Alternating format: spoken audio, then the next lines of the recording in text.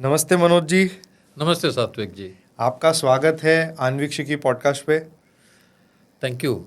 It's an honour for me to be here no no no on no, Anushki. It's my honour to host you. आपको मैं बता देता हूँ कि कितने बड़े व्यक्ति आज आए हमारे पॉडकास्ट पे। मनोज बाटकर जी, आपके लिए सही तरीके से कैसे बोलना चाहिए कि फॉर्मर इंस्पेक्टर जनरल या Manoj Batkar ji of Indian coast guard western region, जो दमन से लेके लक्षद्वीप तक का जो पूरा कोस्ट है सब इनके अंदर आता था। He just retired September 2023, right? That's it, and September. Yes. So September end he retired and हम लोगों ने लास्ट टाइम कोशिश की थी कि जब आपके रिटायरमेंट के पहले एक चीज़ हो जाए, but I think high command का एक इशारा आ गया। I got too busy at the fag and. या दैट्स ऑल्सो ट्रू, क्योंकि एक हैंड ओवर प्रोसेस होता है आप लोग का। And it's just an amazing opportunity, क्योंकि बहुत अमेजिंग एक्सपीरियंस रहा है आपका। आपने एक ऐसा एरा भी देखा है जहाँ पे बहुत इनफेक्टिवनेस थी या टेक्नोलॉजी की कमी थी, फिर भी आप लोग कैसे अपने गोल्स अचीव करते थे। और आपने रिसेंटली वो भी एक टाइम देखा जब गवर्नमेंट का सही सपोर्ट मिलता है, और जब आपसे ये भी उम्मीद रखी जाती है कि आप कोई मिस्टेक नहीं करेंगे, सिक्योरिटी लैप्सेस नहीं होगी। क्योंकि एक फेमसली जो 26 नवंबर 2008 जो एक कहा जाता है कि जो पाकिस्तानी लोग अंदर घुसे थे वहाँ से, तो उसमें एक थोड़ा सा ब्लेम कोस्ट गार्ड पे भी आता है, पर कोस्ट गार्ड भी यही कहती है कि हमारे पास वो सुविधाएं नहीं थी उस लेवल पे। वो हम आपसे उस पर बात करेंगे, थोड़े से बाद में करेंगे। बट पहले मैं आपसे जानना चाहता हूँ कि आपकी ये चाइल्डहुड क्या रही, क्योंकि वो भी बहुत स्पेशल रही है। आपकी journey to Indian coast guard इतनी सिंपल नहीं थी। और मुझे लगता है कि ये जो हमारे व्यूअर्स हैं ना, यंग व्यूअर्स या जो बड़े भी हैं मेरे से, वो भी आपसे बहुत मोटिवेशन पा सकेंगे। तो प्लीज़। सात्विक जी, धन्यवाद करता हूँ आपकी और अनुष्की की। और मैं जब से मैं आपको मिला हूँ पहली बार almost a year back, yes. तब से लेके अनुष्की का हर पॉडकास्ट मैंने देखा हुआ है। क्या बात कर रहे हैं। और आपकी रीच स्पेशली गाँवों में ज़्यादा है, बिकॉज अनुष्की जो है उसकी वजह से। आपने प्रश्न पूछ के मुझे एक्चुअली मेरे दिल की बात छीन ली, क्योंकि मैं रिटायर होने के बाद पिछले 9 महीने मैं ट्रैवल में गाँव में स्कूलों में कॉलेजों में जाता हूँ। मैंने ऐसी एक व्यथा देखी है कि बच्चे सोचते हैं कि हम गरीब हैं, हम गांव में हैं, हम कुछ नहीं कर पाएंगे। तो हो सकता है कि आपके जो व्यूवर्स है, आपके प्रेक्षक जो है, आपके इस प्रश्न से और मेरी जो एक्चुअली जो मेरे साथ जो मेरे बचपन कॉलेज ये इतनी fine service coast guard join होने तक के अगर सफ़र सुने, मैं एकदम ब्रीफ में बताऊंगा आपको। Please please. हम लोग 4 भाई, एक छोटी बहन थी। हम लोग बहुत ही साधारण तो नहीं बोलूँगा, गरीब इसमें से आए हुए। 2 हमारे बहुत ज़मीनें थी। अच्छा। And we were landlords. तो उन ज़मीनों में से after land belongs to tiller, जब श्रीमती इंदिरा गांधी जी ने वो कायदा बनाया, उसके बाद क्योंकि हमारे जो परदादा दादा वो सब ज़मीनें लोगों को दे के उनसे हर साल में हम गेन वसूल करते थे, या लीज की जो अमाउंट है in terms of rice and other agricultural product वसूल करते थे। उसमें आराम से जीवन बसाते थे। एक वन फाइन डे हम लोग टोटली गरीब हो गए। अच्छा। तो मैंने छोटी सी ज़मीन हमारी थी, तो हमारे में बैल थे। मैं हल जोतने जाता था। मेरे 8th standard to 12th standard में पूरे खेतों में हल जोतता था, अपने खेतों में भी जोतता था और बाकी अगल बगल के वालों के खेतों में भी, क्योंकि कैश पैसे मिलते थे उस वक्त। For an half acre I used to get about 20 rupees एक बार हल जोतने के लिए। Wow. I still remember that. और ये कौन से अब ईयर की मैं बात होगी? कारवार, इट इज़ अबाउट 1.5 घंटा है गोवा से। इट्स कर्नाटका का वन ऑफ द बेस्ट, हम लोग बोलते हैं उधर। जब रविन्द्रनाथ टैगोर जी आए थे, उन्होंने बोला कि साउथ में कोई कश्मीर है तो कारवार है, जन्नत है, स्वर्ग है। अच्छा। और ऐसे लिखा गया हुआ है हमारे बीचों में। One of the most beautiful beaches है कारवार में। I would like to come. आप ये surely you come visit us, stay with us, thank you so and I will show you Karwar how beautiful it is. तो ये आप जो 20 रुपया for half एकड़ की बात कर रहे हैं, ये कौन से ईयर की बात है? तो हमें समझ में आएगा कि 20 रुपये तब कितनी वैल्यू थी। It was in from 75 to 79, I would say. Okay और उसके बाद में कॉलेज जाते वक्त न्यूज़पेपर जो उस वक्त लोगों के घरों में जो डिस्ट्रीब्यूट होते थे, उस न्यूज़पेपर को टाइम्स ऑफ इंडिया बॉम्बे से आता था, बाकी पेपर बेंगलुरु से आते थे। टाइम्स ऑफ इंडिया बॉम्बे से एक दिन लेट आता था। अच्छा। उनको हर पेपर के पीछे मुझे मंथली 50 पैसे मिलते थे। बाइसिकल पे जाके लोगों के घरों में डिस्ट्रीब्यूट करता था। एंड पढ़ाई में मेरे पिताजी, बाकी सब मेरे भाई मराठी मीडियम में पढ़े, 2 कर्नाटका में, उधर मराठी स्कूल था। बॉर्डर स्टेट है। It is Maharashtra and Karnataka disputed border वाले, उसमें से भी कारवार एक जगह आ जाता है बेलगम के साथ। Now it is fully Karnataka, it is no more there is a dispute. But my brothers वो लोग मराठी मीडियम में पढ़े। मेरे पिताजी ने मुझे कॉन्वेंट जो बिशॉप चलाते उधर उसमें डाला, और फीस भरने के पैसे नहीं थे। तभी एक फादर थॉमस वडास रहे, अभी नहीं रहे, उन्होंने बोला हमारे पिताजी को कि जब तक ये क्लास में फर्स्ट आएगा तब तक फ़ी माफ़ी है, उसके बाद जब सेकंड आ जाएगा फ़ी भरना पड़ेगा। अच्छा। तो आई इंश्योर्ड कि मैं फर्स्ट से 10th स्टैंडर्ड तक क्लास में कभी सेकंड ही नहीं आया। वाह। क्योंकि डर था कि सेकंड आ जाए तो फ़ी भरना पड़े, तो कहीं मैं शिफ्ट ना हो जाऊँ मराठी मीडियम में। उसमें से बहुत फ़र्क पड़ता है। मातृभाषा में सीखना चाहिए, very important, but learning in English, your basic education helps you in completing your graduation very nicely, where you can understand the basics of what is being taught to you clearly. लेकिन yes, मेरे साथ, जैसे कि मेरे साथ घटना हो गई 12वीं के बाद, जब मैं 10वीं के बाद जब मैं प्री यूनिवर्सिटी में, यहाँ कर्नाटका में 11th-12th को प्री यूनिवर्सिटी बोलते हैं, आ गया, तो मेरे साथ बहुत सारे कन्नड़ा मीडियम से लोग भी आ गए। हाँ। और मैं कॉन्वेंट एजुकेटेड था, तो मैं एक थोड़ा एक अंदर से एक प्राइड थी कि अब मेरे लिए ईजी है। अच्छा। क्योंकि मैथ्स एरिया और वॉल्यूम होता है, उनके लिए क्षेत्रफल और घनफल होता है, वो बहुत डिफिकल्ट होता है, क्योंकि पीयूसी में पूरे अंग्रेजी में सिखाया जाता है। ओके। लेकिन एक बच्चा था जो कन्नड़ा मीडियम से आया था, तो ही टुक जस्ट 1 month कन्नड़ा से इंग्लिश में आने के लिए, and he overtook me in the next month. वाह। So that was one of my biggest सबक कि कॉम्प्लिसेंट। कछुआ इज इम्पोर्टेंट द खरगोश से ज़्यादा। So that is how. So what did that moment teach you in that short term and long term? Short term में ये था कि गरीबी कोई अभिशाप नहीं है। गरीबी हाँ पेट भरने के लिए अभिशाप होती है, लेकिन गरीबी इज द मोटिवेटिंग फैक्टर। गरीबी इतनी मोटिवेट करती है आपको कि आप चाहते हो कि कुछ बनना ही है। आप उस ड्रीम में, उस एम में जाते हैं, अगर आप डिटर्मिनेशन के साथ उसको फॉलो करोगे तो आप पहुंच ही जाते हैं, तो आप कहीं बीच में रुकते नहीं हैं। This is what I learn from my childhood. Okay. तो फिर आपका फिर वो आईसीजी ज्वाइन करना का प्रोसेस क्या होता था तभी, और आप कितना, आपके लिए भी ये कहाँ से, एक तो इंटरेस्ट कहाँ से आया कि मैं अभी कोस्ट गार्ड को ज्वाइन करना है मुझे, ये डिसीजन कब बना? मैं एनसीसी नेवी में था, मैं सी सर्टिफिकेट होल्डर हूँ एनसीसी नेवी का। बहुत सारे कैंप्स अटेंड किए मैंने। पुरानी आईएनएस विंध्यागिरी में 1 month सी ट्रेनिंग, सी अटैचमेंट कैंप में भी सेलिंग की हुई। तो एक दिमाग में था कि मुझे एक मैरीटाइम सर्विस में जाना है, स्पेशली नेवी। ओके, सोच लिया। जब मैं शिफ्ट किया इधर मेरे भाई के साथ एक चाल में रहता था, आपके स्टूडियो से एग्जैक्टली में भी 500-600 मीटर बहराम बाग में रहता था मैं। सो this is your home place. और तभी भाई ने समझा नई सर्विस है, इसमें ज्वाइन आ जाओ, why you want to join navy. तो मैंने अप्लाई किया। तो पहले साल में हमारे 86 के बैच के साथ सिलेक्ट हो गया था। उसी साल मैंने इंडियन फॉरेस्ट सर्विस एग्ज़ाम भी क्लियर की थी। अच्छा। और मैं 100% श्योर था कि मैं उसमें निकल जाऊंगा मेरिट में, but so I didn't join with the 86 batch.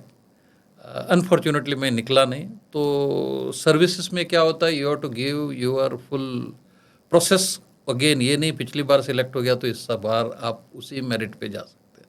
सो 87 में फिर से मैं उस प्रोसेस के थ्रू जाके आई ज्वाइन कोस्ट गार्ड में। एक प्रिलिमिनरी सिलेक्शन बोर्ड होती है एंड एक फाइनल सिलेक्शन बोर्ड होती है। जो प्रीलिम सिलेक्शन बोर्ड उस वक्त बम्बई में होता था, 4 जगह होती थी।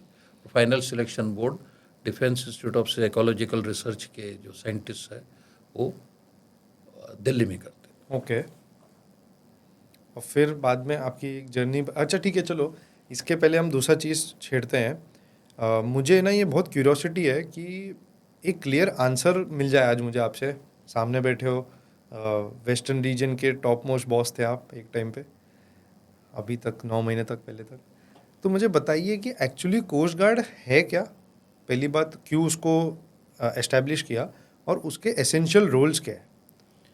Coast guard first interim coast guard 1 फरवरी 1977 में हो गया था। तभी एक्सक्लूसिव इकोनॉमिक जोन जो 200 नॉटिकल माइल्स, आपको ये समझना ज़रूरी है और आपके प्रेक्षक को भी समझना ज़रूरी है कि एक नॉटिकल माइल की is almost equivalent to 1.852 kilometres.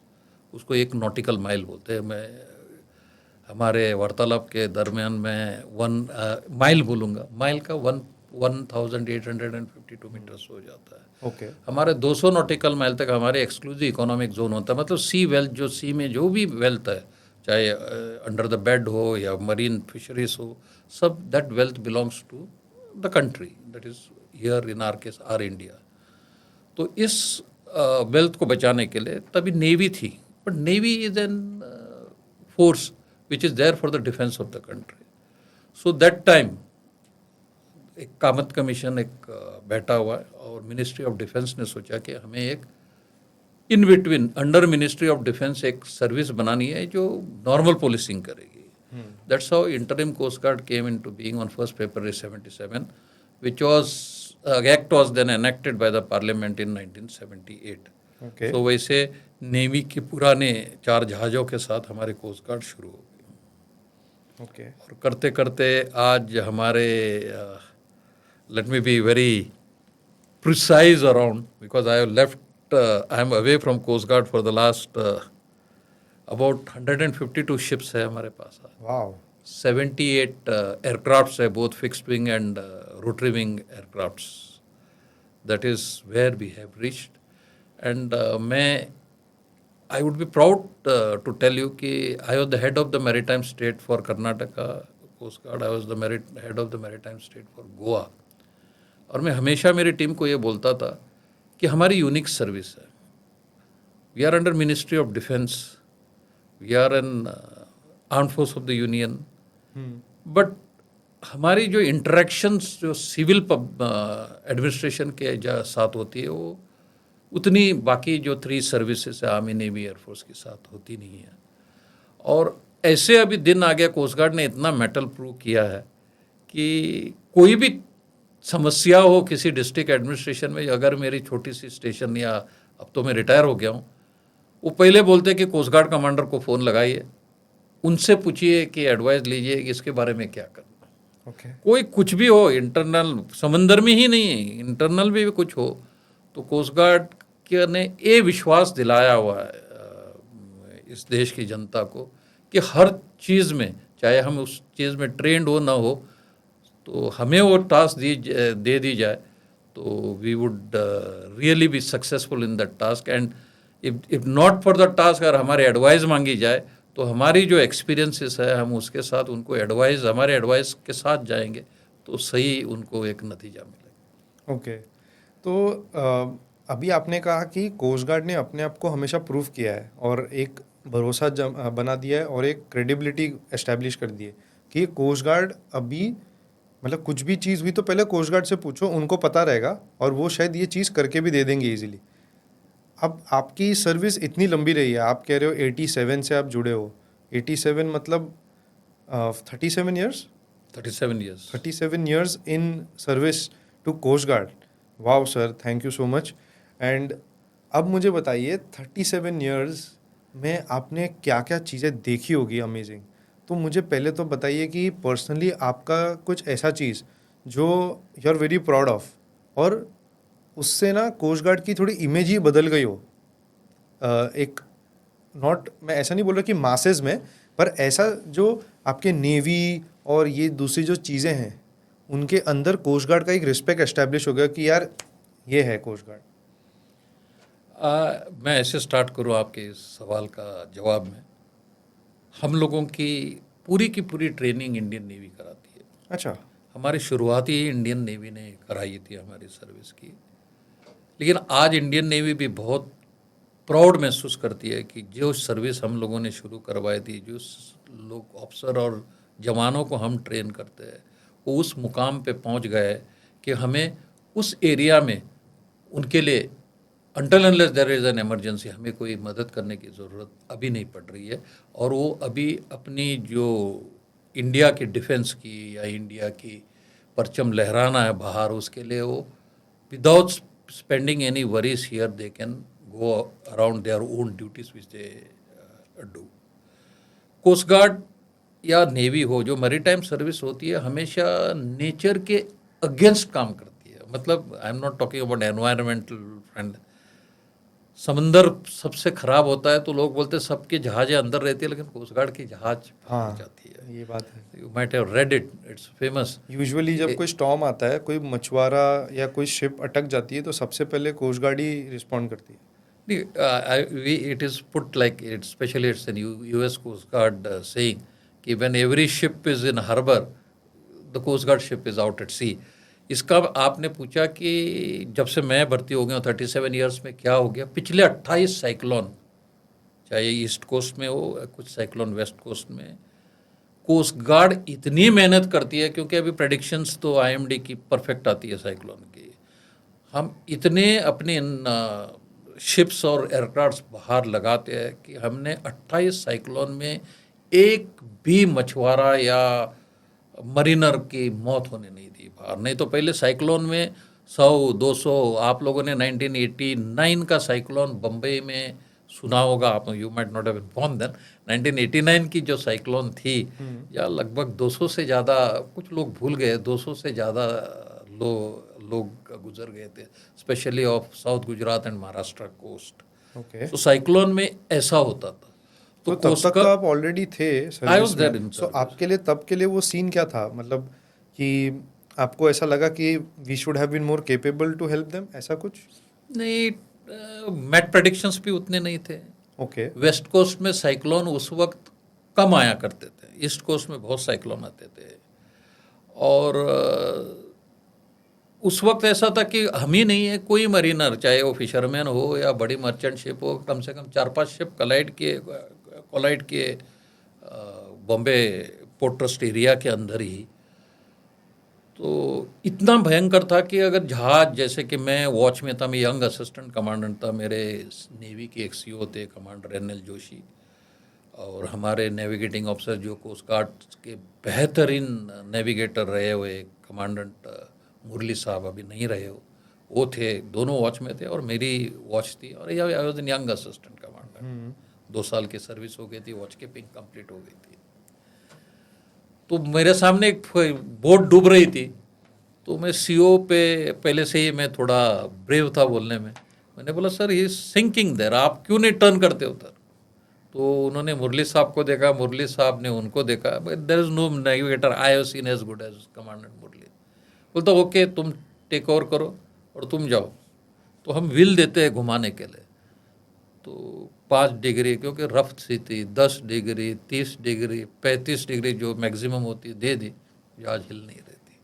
तब मैंने रियलाइज़ किया कि ये व्हील तक हमारी नहीं चलती, ये हमारा ही जहाज बचा रहा है हार्बर की तरफ, क्योंकि 2 कोलिजन हो गई थी, उसमें कुछ आदमी अटके हुए थे, वो उस तरफ मुरली साहब लेके जा रहे थे हमारे जहाज को।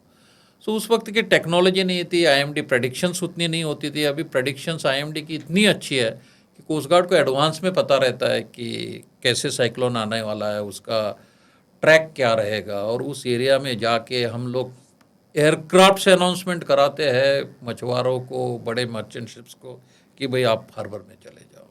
That is how in last 28 cyclones we could,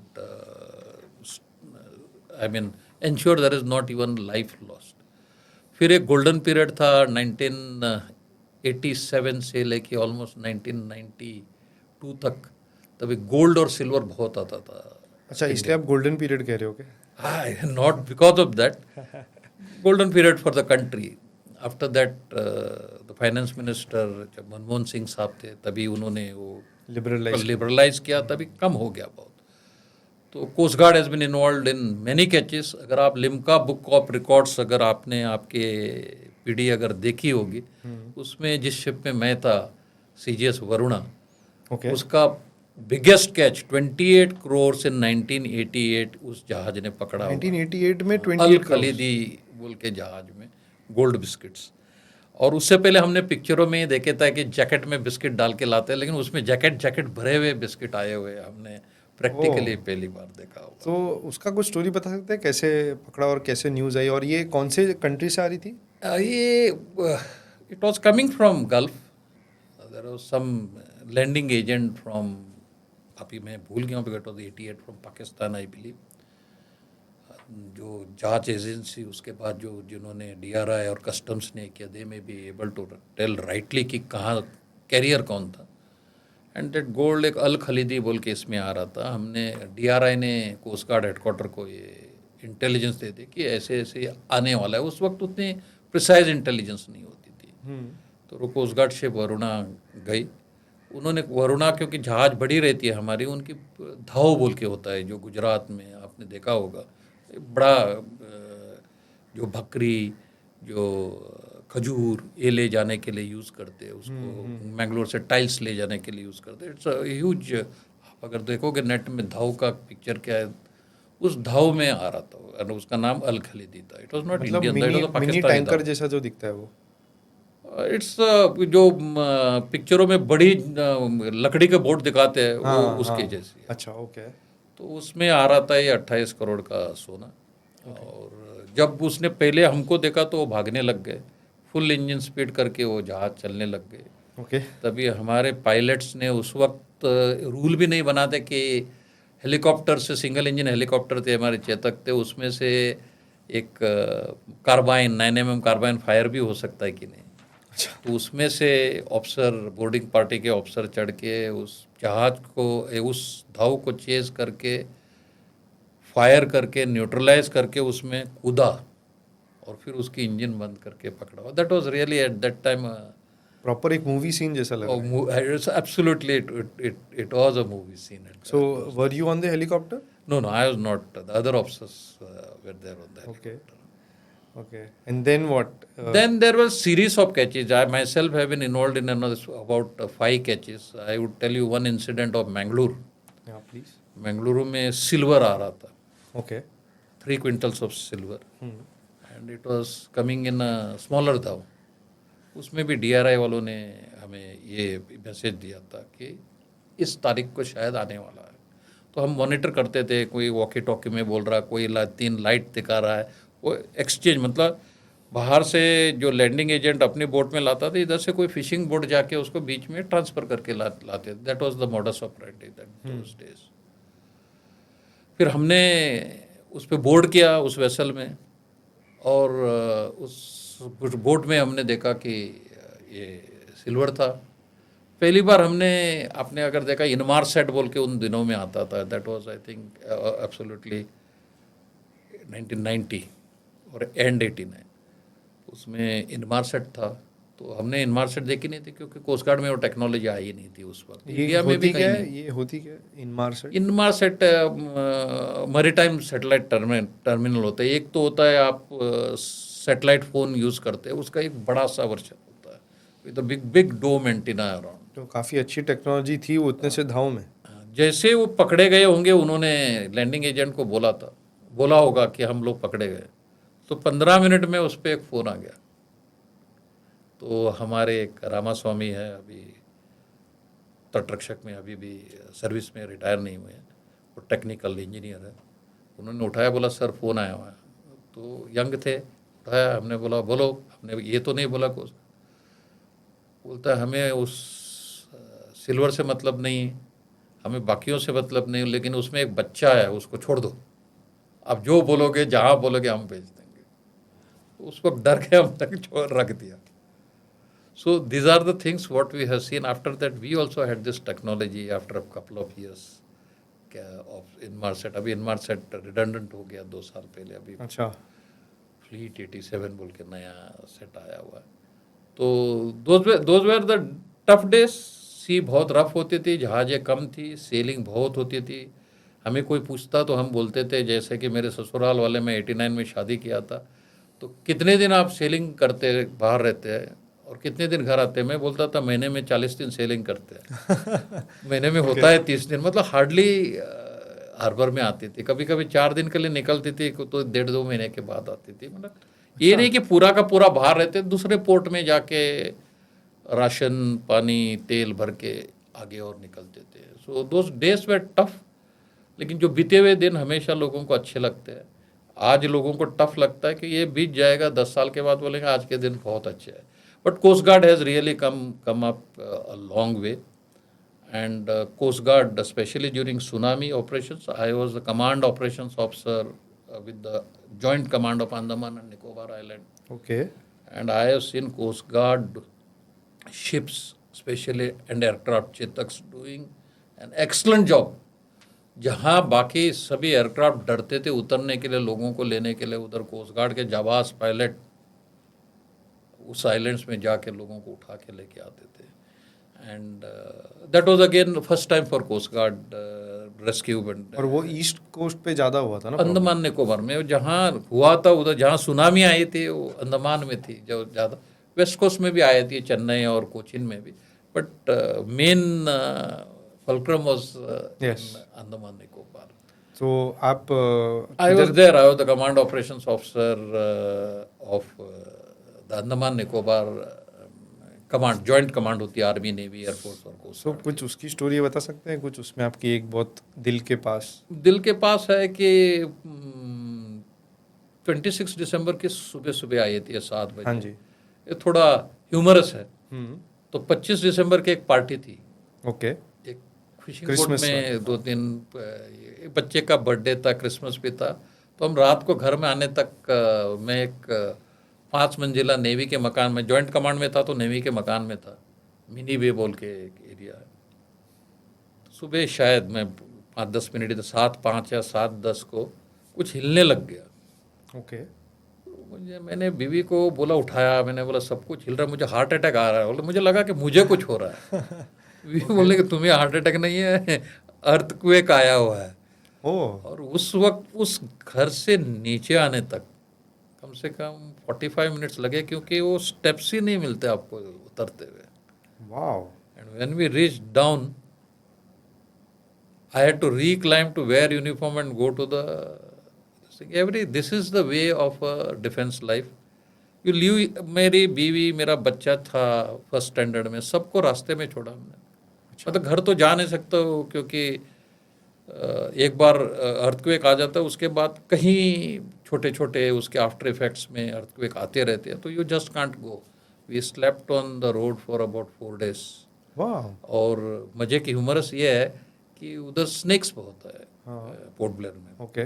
तो हम सनसेट होने के बाद, उधर सनराइज ऑलमोस्ट सुबह सुबह 4-4:30 बजे हो जाता है, अर्ली सनसेट होती है। मतलब 5 बजे के बाद हमने कभी बच्चे को बोला था नीचे नहीं जाना खेलने के लिए। ओके। क्योंकि स्नेक है। हम उन्हीं स्नेकों के साथ सो गए, 3-4 रात सो गए। तो फिर उस टाइम पे डर तो बहुत रहा होगा? डर, बड़ा डर। इंसान को डर क्या होता है? बड़ा डर क्या है? बिल्डिंग गिरना। अच्छा। ये स्नेक आ गया तो आगे छोटा डर हो गया। जब तुम्हारी बिल्डिंग सेफ है, स्नेक इज अ बड़ा डर। सो बड़ा डर ऑलवेज, कैसे पर्सपेक्टिव बदल जाती है? बदल जाती है। एंड आई थिंक उसके बाद में तो फिर सांपों से इतना डर लगा ही नहीं होगा बाद में कि अरे ठीक है यार। मतलब जब आप वापस बिल्डिंग में शिफ्ट होंगे, वो सांप भी मुझे लगते दिखाई नहीं दे नीचे, क्योंकि वो अर्थक्वेक की वजह से वो भी कहीं छुपे होंगे। Because hardly any snakes was sighted for the next 10-15 days। अच्छा। There. But thing is that कि वंस आई कैन गिव, मेरे बगल में ही एक नेवी के डॉक्टर रहते थे। His wife was in advance stage of pregnancy. And he had a small child 2 years old। Okay. Just wife that small child, advanced stage of pregnancy, छोड़ के he went on another island for about 20 days। तो कैसे जिएगी, क्या जाएगी? This is the camaraderie in service. Some or the other looks after। Yeah, true. This is a privilege to be in a uniform service। So आप लोग सब भाई जैसे एकदम?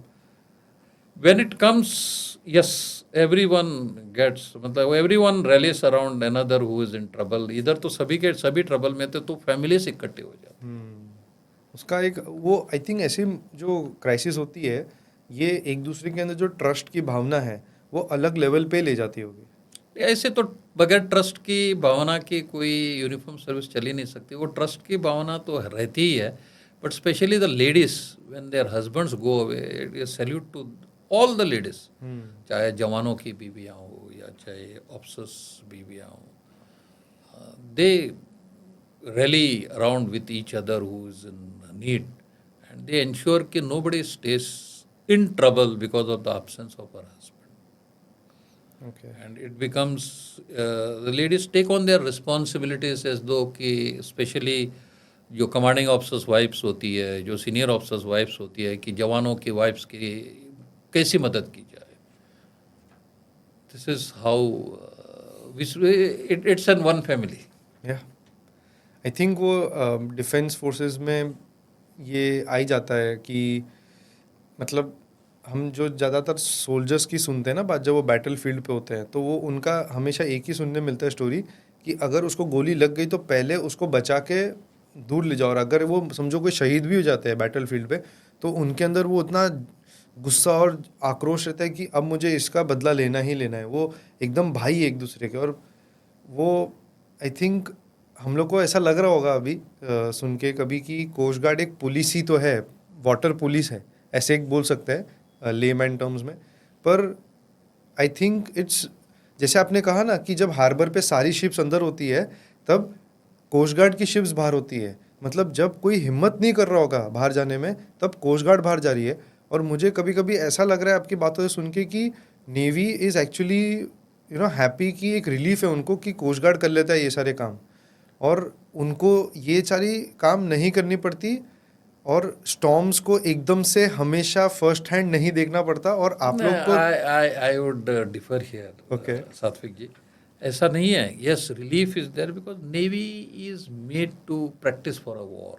Okay. Navy is nowadays Navy is doing many other things, especially humanitarian relief, where हमारे कहीं लोग फंसते हैं अब्रॉड में, वो लगते हैं. नेवी का रोल ही अलग है. पहले ये अगर कोस्ट गार्ड नहीं होती तो ये सब काम भी करना पड़ता ना, क्या अपने मूल इससे सिद्धांत से या मूल एम से भटक जाता हो, उसको टाइम वेस्ट हो जाती है. और आप दे आर ऑल्सो रेडी, उनके भी एक्सरसाइजेस स्टॉर्म में होती है, क्योंकि कल स्टॉर्म के टाइम में अगर कोई वॉर होगी थोड़ी नेवी बोलेगी हम नहीं जाएगी. ये जो navy is not a competition to coast guard, neither coast guard is a competition. नहीं, वो तो मैं आई डिडंट मीन दैट, मतलब मेरा शायद वैसे आ गया होगा.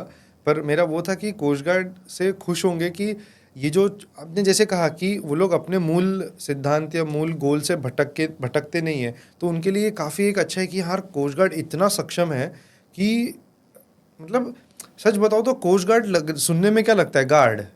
हम लोग गार्ड को एक दूसरे तरीके से देखते हैं कि हमारे बिल्डिंग में एक गार्ड होता है, तो हम लोग है ना वो नेवी को अलग गिनते, कोस्ट गार्ड को नहीं गिनते. मतलब मैं एक इमेज की बात कर रहा हूँ. पर अब जब आपसे बात करके समझ में रहा है कि कोस्ट गार्ड तो ऐसी ऐसी मिशंस लेता है जो मतलब इतने टफ है और इतने डेंजरस होते हैं. आपने जैसे कहा कि आप 4 दिन के लिए निकले हो और 20-20, 40-40 दिन बाद आ रहे हो, और this is no mean feet.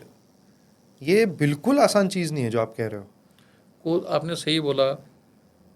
Coast guard लोगों को लगता है कि जैसे होम गार्ड हो गया या सिक्योरिटी गार्ड हो गया. एक्चुअली कोस्ट गार्ड का जॉब कोस्ट, ये जो तट जो है, जो हमारा 7,516.6 किलोमीटर का लंबा तट है, उसका गार्ड इधर नहीं करना है, क्योंकि हमारा एक coast guard is a central ministry of defence के अंडर आने वाली फोर्स है.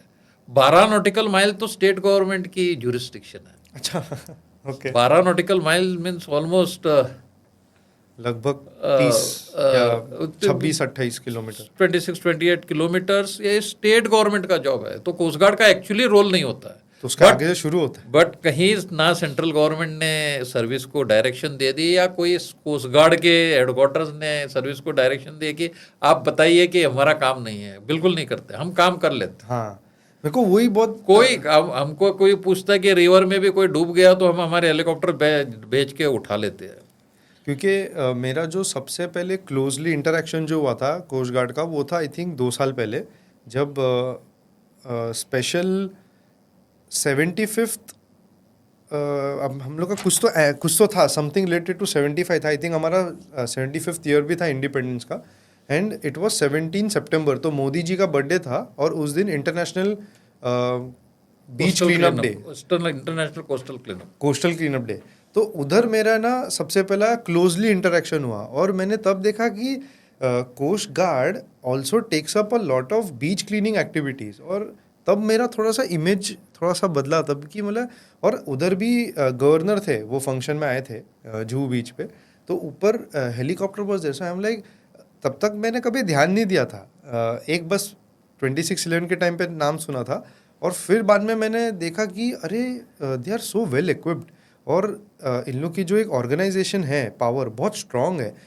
जब मैं क्योंकि my dad was directly involve in organising with you guys, मतलब कोस्ट गार्ड। तो हम लोग मिले थे वहाँ पे। तो वहाँ पे जब मैं गया और आप लोग ने जब मुझे चीज़ें बताई, तब मेरे को बहुत प्राउड फील हुआ कि यार ये कोस्ट गार्ड भी इतना सारा चीज़ करता है।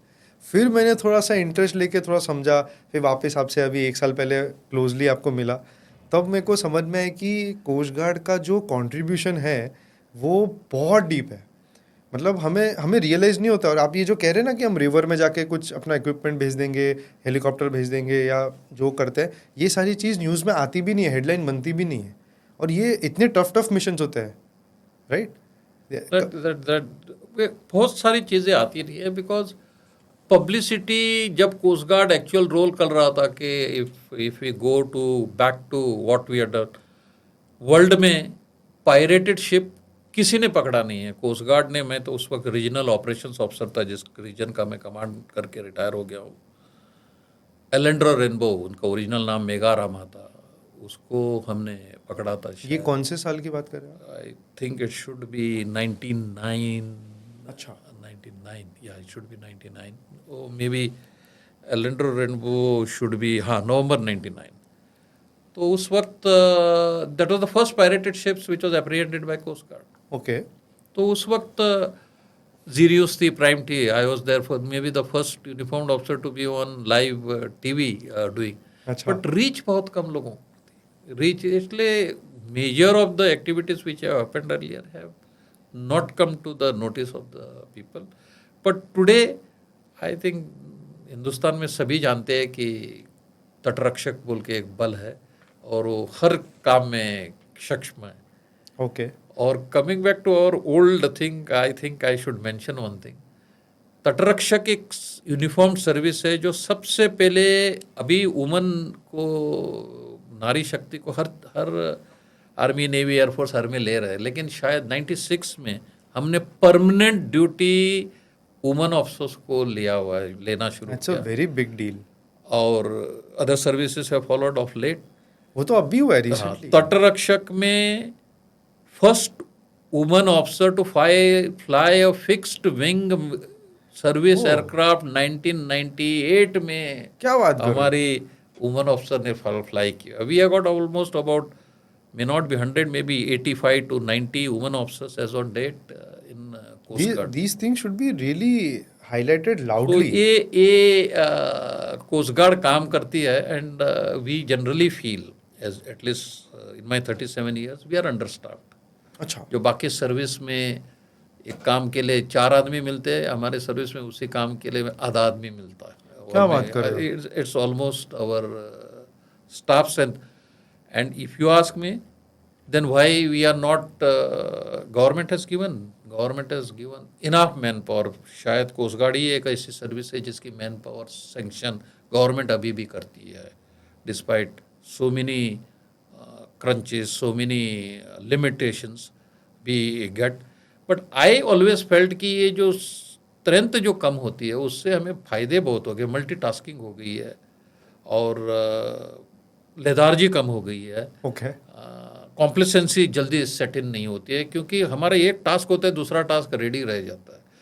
वी आर नॉन एंडिंग, मतलब हमें कोई रेस्ट नहीं है। एक इवोल्यूशन हो गया, एक टास्क हो गया, शाम होने तक दूसरा इवोल्यूशन रेडी रहता है। वो चाहे जहाज हो, चाहे वो शोर यूनिट हो। एंड एब्सोल्युटली, जैसे मैंने बताया, वुमन ऑफिसर्स दे फ्लाई। हमारे ऑब्जर्वर्स लेट आ गए, maybe about 7-8 years back. Otherwise, uniform service में 98 और maybe 97 first woman, I think Monica Seth नाम की एक ऑफिसर थी, short service, she was permanent duty, then she left the service okay for personal reasons, and she was flying fixed wing aircraft. क्योंकि जितना मैंने जहाँ तक सुना है अभी तक, बहुत सारे लोग मर्चेंट नेवी से है आजू बाजू में, कुछ ना कुछ क्रिकेट खेलने वाले फ्रेंड्स कुछ भी, तो उनमें ये ज़रूर सुनने में आया है कि वुमेन उधर नहीं काम करती है. और ये सुनने में बहुत अच्छा लगा कि कोस्ट गार्ड ने 96 से स्टार्ट किया है, 98 से वो एयरक्राफ्ट उड़ा रही है, और एयरफोर्स में तो अभी रिसेंटली आए हैं. तो ये तो बहुत शान की बात है. तो मुझे एक चीज़ बताइए ना कि आपने जो अंडर स्टाफ वाली बात कही,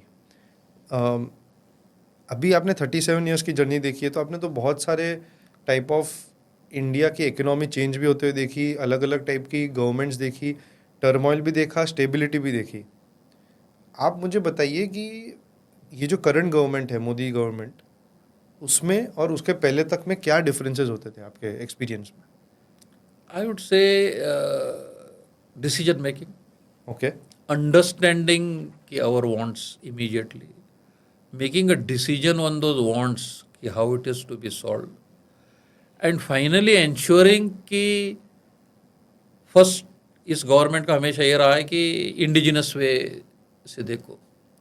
और जब हमने बोला कि इंडिजिनस वे से ये 80% कर सकते हैं, 20% हमें कुछ लेना पड़ेगा, government has not thought twice. मतलब इमीडिएट एक्शंस होती है, what you ask you get it immediately, and that helps any service which is out at sea, in the defense of the country, in policing of the huge seas. I after 9 months of retirement, I may be, your viewers should know, हमारी land border है 15,106 kilometre, और हमारी coast line है almost आधी. Okay और हम लोग बहुत ही कम है, हम लोग अब 15,000 की फोर्स है, 2,000 भी ऑफिसर नहीं है, और हम लोग ऑलमोस्ट 12,000 सेलर है. Wow. And we look after half of the land border. अभी लैंड मास हमारी 3.28 मिलियन स्क्वायर किलोमीटर्स होती है, लेकिन हमारे EEZ is 2.01 million square kilometre. So almost 2/3 of the land mass we look after policing in this area. हमारी इससे land mass से भी ज़्यादा है हमारा ISRR, international search and rescue region, which we give assistance to all merchant ships, any country's merchant ship. That's almost 4.6 million square kilometers. Oh wow. And this is, under this we work with this strength of 1,900 and odd officers and about 12,000 odd jawan, or 1,500 civilians to man the shore units. And I told you it's about 152 aircrafts, sea ships, and 78 aircrafts. Wow. And we have got station on all remote parts, from Jhaku in Gujarat and remotest islands of Andaman Nicobar. We have got in Lakshadweep on almost 3 islands. We have got stations. Coast Guard, you will find everywhere there is a sea touching, you will find a Coast Guard station. Okay. That's बहुत solid stats दिए आपने अभी हमें. आप मुझे एक story बता रहे थे जो आपकी एक स्टार हाइलाइटिंग स्टोरी थी अपने बारे में, जो आप डायरेक्टली इन्वॉल्व थे, और I think people would love to know that. Okay. Before I understood, Satvik, you are hinting at the great Enrica Lexi, Yes. जो इटालियन मरीन्स की स्टोरी में हिंट कर रहे हो. उससे पहले आपको मैं एक छोटा सा डाटा देना चाहूँगा. हाँ जी. We have highest in terms of monetary this thing, 3,500 crore की हमने हीरोइन पकड़ी हुई है at sea. Oh wow. In one catch. अच्छा. एक MV हेनरी नामक एक जहाज में हमने हीरोइन पकड़ी हुई है. हमने 2004 से अभी तक 16.3 thousand करोड़ की वर्थ नारकोटिक्स पकड़ी हुई. वाओ. $2 billion से ज़्यादा. And almost we have saved, this is which is you cannot in terms of finances you cannot bring it to a conclusion कि how much, but 11,880 lives we have saved. Last year itself we saved 271 lives. Oh wow. And I told you about the 28 cyclones which we have ensured there is no deaths at sea. We work almost in joint with about 21 various departments of the government of India. And wherever you find any state government needing the services of Coast Guard, we are there. Wow. तो आपको मैंने ये statistics दी about our narcotics and life saving. Enrica Lexie, I remember जहाँ मैं अभी से retire हो गया as commander of the western region, उधर का मैं चीफ ऑफ स्टाफ था, that is second in command. Okay. और अब ये रिटायर किया as the head of the. I retired as the head. It was I think 2012. Okay. तो शाम को लगभग 5:30 बजे मुझे फ़ोन आ गया, क्योंकि मेरे जो बॉस थे उसके उस वक्त के कमांडर साहब एडीजी एसपीएस बसरा साहब, वो अभी रिटायर हो गए. तो he was away on duty somewhere else. तो मुझे फ़ोन आ गया कि हमें ऐसा एक मर्चेंट शिप ने हमारे फिशिंग बोट को फायर करके 2 आदमी मर गए, हमारे केरला के फिशरमैन. जैसे न्यूज़ मिली, मैं MRCC रहता है, maritime rescue coordination centre, okay. उसमें गया. मैं मेरे ही फ्लोर पे था, हेडक्वार्टर में, हमारे बरेली हेडक्वार्टर में. तो मैंने पूछा कि यार थोड़ा बैक ट्रैक करके देखो लास्ट 4 घंटे में इधर से कौन से जहाज गए, क्योंकि you don't know which so many merchant ships go, because it's a sea line of communication, innumerable vessels travel. He zeroed on 4 ships. मतलब सभी का इनमारसेट नंबर ले लो, सैटेलाइट फ़ोन से कॉल करके पूछो कि उन्होंने कोई गोली चलाई क्या. Inmarsat is something related to satellite phone. Okay. तो सबकी रिकॉर्ड में रहती है कि किसका सैटेलाइट फ़ोन है. तो मेरे ऑपरेटर ने बोला कि सर एक रिंग हो रहा है. मैंने बोला नाम क्या है? एनरिका लेक्सी. मैंने बोला सोचा कि मैं लेता हूँ फ़ोन. तो पहले पूछा मास्टर को, मैंने बोला master how are you, congratulations, I believe we have fired on some ships. वो अच्छा आवाज़ देख के उसको लगा कि उसने कोई बड़ा नेक काम किया हुआ है, हालांकि डरपोकों वाला काम किया था मेरे हिसाब से, क्योंकि मैं भी एक मरीनर हूँ. I can understand what are the requirements of marine. मुझे ये भी मालूम है कि हम लोग गनमैन क्यों रखते हैं जहाज़ों में, क्योंकि एक हाई रिस्क एरिया जो पायरेट्स है इधर से 200 माइल बाहर से शुरू होता है. ये तो कोस्ट के नज़दीक था, तभी हमारे जहाज़ें बहुत ऑपरेशंस के लिए बहुत बाहर थे. मैंने बोला कहाँ हो? बोलता है कि मैं 20.5 माइल्स कोचिन से हूँ. मतलब आप घुमाओ, आ जाओ, आपको कुछ डॉक्यूमेंट साइन करने पड़ेंगे कि आपने फायर किया. बोल के उसने ये चीज़ इमीडिएटली बोला you speak to, I got an Indian. उसमें 19 इंडियन क्रू भी थे. अच्छा. तो इसमें 2 टीम थी. एक शिप चलाने वाली टीम थी जहाँ एक कैप्टन और ये था, और उसमें एक इटालियन गवर्नमेंट ने अपनी सब इटालियन मर्चेंट शिप्स में अपने नेवल पर्सनल रखे हुए थे for defending them against any pirates attack. I don't know कि लेटर ऑन इन्वेस्टिगेशंस में क्या हो गया, because still seizure and handing over was the job of coast guard. कि आई केम टू नो कि that's what master said, they never asked me, they just open fire. Master captain की appreciation थोड़ी ज़्यादा रहती है समंदर में, other than जो खाली एक ही ड्यूटी जो करते हैं कि भैया मुझे डिफेंड करना है. अगर वो मास्टर की ऑर्डर, कैप्टन की ऑर्डर माने, क्योंकि कैप्टन की अप्रिसिएशन सब देखता हो, कब से बोट चल रही है, क्यों चल रही है.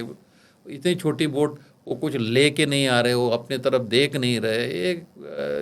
दे just fired, they got scared, and it was not even I think about 12-13 miles from the Indian coast. अच्छा. अभी 11-12 miles when they fired. Okay. उसके बाद वो आगे गए जब तक हम लोग ना पूछे. तो बेसिकली ये तो वो स्टेट वाले के अंदर ही हो गई एक तो ऐसा. It was like that, but it became an international issue. UN secretary general इस पे बात की. So I am feeling proud that I got a man. कि UN secretary general made a statement, NATO secretary made a statement. क्या बात कर रहे हैं. देन हमारे जो 2014 का कैंपेन जो चल रहा था इलेक्शन का, उसमें पूरा एनरिका लेक्सी और ये इटालियन मरीन्स की कैंपेन में हर स्पीच में इनकी बातें होती तो थी। ये लोग वापस आए, फिर क्या हुआ जब ये ये कोची? जब आ गए, we seize the vessel, we took their logs, जो एक कोई भी मर्डरेट सी में करता है, एंड उसमें जो आप क्या बोलते हो इकोसिस्टम, उस वक्त में एक इकोसिस्टम चलता था। आई वॉज सडनली फीलिंग कि without any pressure I was feeling as though कि I am under pressure. I Okay. got calls from retired people, generals, retired maritime uniformed officers. I got calls from Embassy of Italy. I got call from our foreign embassy. I got call from Italy, where various people अच्छा, giving some huge names. I am so and so. I am so Senate. I am so this thing. I got call from Vatican City. अच्छा, क्या बात कर रहे हैं? Within about half an hour to 45 minutes. Oh wow, इतना जल्दी? Ecosystem so तब भी ये आप ऐसा ही सारा था। चीज बोल रहे हो, ये half an hour to 45 40 minutes minute सबके फोन तो मतलब उनका भी जो रीच था अपने लोगों तक पहुंचना, और फिर ये they had that satellite communication, they might have conveyed to their command headquarters at Italy through the Italian Marines, and it might have gone through it. India has done so and so. Finally, I think it went to arbitration, international court of arbitration. And 2020 में I think they agreed for giving compensation for those who lost their lives, and then they decided that they should be tried by Italian government under their rules, because they said कि it is outside, though it was where they shot within 12 nautical miles, it was outside 12 nautical miles, it's an international waters. So they said it, an Italian ship is an Italian government which is on the move. Okay. That is how it ended on 2020. Otherwise, you might have heard कि इनको दोनों को छुट्टी भेजा हुआ था, वो Italian marines को वापस आने के लिए तैयार नहीं थे. तब गवर्नमेंट ऑफ इंडिया ने प्रेशर डाला कि तुम दोनों को भेजो, क्योंकि इधर के एम्बेसडर के श्योरिटी पे गए थे, and that is not covered. Ambassador surety is not, immunity नहीं है diplomatic. That is how they came back. But I felt happy that the Coast Guard could achieve what it is been made for by the government of India, and we made India proud that कि ऐसा कोई नहीं, कोई मैं हमारे language में जो local language अभी जो रिटायर हो गया हूँ, कोई ऐरा गहरा आके हमारे मछुआरों पे गोली मार के जाएगा और भाग के जाएगा. हाँ. ऐसा नहीं है. And it has given many people, the ecosystem always speaks negative, but many countries held India in high esteem, because we were the first and the only country to apprehend Ellendor Rainbow, which I told in 99, and get these people who use this gun, because after that lot of debate went, should we have armed guards on board the ships or not. ये भी चला बहुत साल maritime organisation में कि ये सही decision है कि नहीं. एंड आई वॉज प्राउड कि इन बोथ द केसेस, एक में मैं ऑपरेशंस ऑफिसर था और एक में मैं सेंटर ऑफ द थिंग्स में था. ओके. तो अभी आपको क्या लगता है कि अभी आप रिटायर हो चुके हो, अब थोड़ी सी लाइफ, थोड़ी सी चिल लाइफ है अभी, थोड़ी सी पहले से? नहीं, आई वुड से सात्विक, now that you asked me this question, मैं रिटायर हो गया हूँ end September. Next day I went, because I had come from my hometown Karwar, so I decided next day I will go to Karwar. अच्छा, next day you left? क्योंकि जहाँ से आया उधर जाना, थोड़ा सा मैं धर्म को मानने वाला हूँ, तो उससे पहले मेरे दोस्तों ने एक फैंस एसोसिएशन बनाया था कारवार में. Okay. Manoj Badkar's fans association. अच्छा. Sea of people were there to receive me, and they had a road show for almost 3 hours. Oh wow. And all the association friends came and said, we have an MP who is for the last 6 terms, he is an MP, and last 5 terms he is consecutively become an MP. There's no development work in Karwar. We have got a biggest naval project in Asia, that is Seabird. We had a nuclear plant. Job opportunities zero. अच्छा. We don't even have an hospital. हमें छोटी सी अगर injury भी हो जाए तो हमें जाना दूसरे स्टेट गोवा में जाना पड़ता है, या हमें मैंगलोर जो उधर से 6 घंटे का ड्राइविंग ओह डिस्टेंस है, वाओ, इट्स वेरी डिफ़िकल्ट। कि उधर एक medical college, I don't know कि उसमें से डॉक्टर्स पास आउट होते हैं कि फार्मासिस्ट या नर्सेस पास आउट होते हैं। उधर कोई ट्रॉमा केयर नहीं है, nothing okay, for, absolutely nothing. We don't even have an university. बगल में एक 5 किलोमीटर में गोवा के बॉर्डर में एक विलेज है, उधर एक आईआईटी आ रहा था, और हमारे यहाँ एक यूनिवर्सिटी नहीं है। Okay, and after the nuclear plant has come, cancer की इंसिडेंस बहुत बढ़ी हुई है, 3 टाइम्स 4 टाइम्स। ये कैंसर स्क्रीनिंग तक नहीं है, कैंसर हॉस्पिटल तो छोड़ दो। सभी, आई डोंट नो कि where there is a nuclear plant there should be a cancer hospital. सबने बोला you should be a public representative. मुझे भी लगा कि 37 ईयर्स देश की सेवा की है तो इधर क्यों नहीं, क्योंकि मैं एक इस इंटेंशन से गया था कि मैं जाके सेटल हो जाऊंगा कारवार को, क्योंकि मेरी बिलीफ है, मेरी अगर पेंशन 1 लाख रुपए है, अगर मैं मेरे गांव में खर्चा करूंगा तो मेरे रिक्शे वाले पे खर्चा करूंगा, मेरे ग्रोसरी स्टोर पे खर्चा करूंगा, मेरे थिएटर वाले पे खर्चा करूंगा, मेरे नाई बार्बर के शॉप में खर्चा करूंगा। तो लाख में अगर ये लोग 20% कमाएंगे, अगर मैं बम्बई में अच्छा हॉस्पिटल है, अच्छा सिटी है बोल के रहूँगा, ये 20,000 मेरे, लाख में अगर 20,000 फ़ायदा है, 20,000 मेरे अपने रिक्शे वाले, मेरे अपने बार्बर, मेरे अपने ग्रोसरी वाले नहीं कमा पाएंगे। आई एम नॉट दैट रिच कि मैं 20,000 निकाल के दे दूँ। They can only earn by way of my spending. Yes, So I decided I will go and settle in my home town only, because pension economy is one of the best economics which runs many villages in the country. Maybe because of Agniveer, we at some time if we deal with this, if there are no pensioners, those villages economics, socio-economically they will be down. It's different, but that has nothing to do with comparatively with what the defense of the country needs. Defense of the country comes first and foremost, and socio-economic comes second. अगर हम defended ही नहीं है तो socio-economy लेके क्या करेंगे? तो I all forced me that I should be a public representative, and हमने travel किया पूरी district, और पूरे लोग भी चाहते थे, लेकिन you know political parties they would like to have a person who is not chosen by the people for them, the party chooses. Okay, and finally I couldn't get a ticket, and that day I decided कि I am not going to go into politics anymore, but I will continue doing social service. I will tell you what happened. After that I came to Bombay again. मैं गया, मेरी उधर एक 114 साल पुरानी cooperative bank लोगों के 74 करोड़ रुपए खा के डूब गई। हाँ आजकल बहुत हो रहा है, कोऑपरेटिव बैंक्स बहुत बैंकरप्ट हो रहे हैं। और थैंक्स टू दिस गवर्नमेंट कि वो DICGC है, 5 लाख का इंश्योरेंस मिल जाता है। जनरली 4-5 साल लगते हैं DICGC के। पहले तो RBI आके इंस्पेक्ट करके ये लगाती है, AID लगाती है, या उसमें मोरेटोरियम लगाते हैं 35 of banking regulations.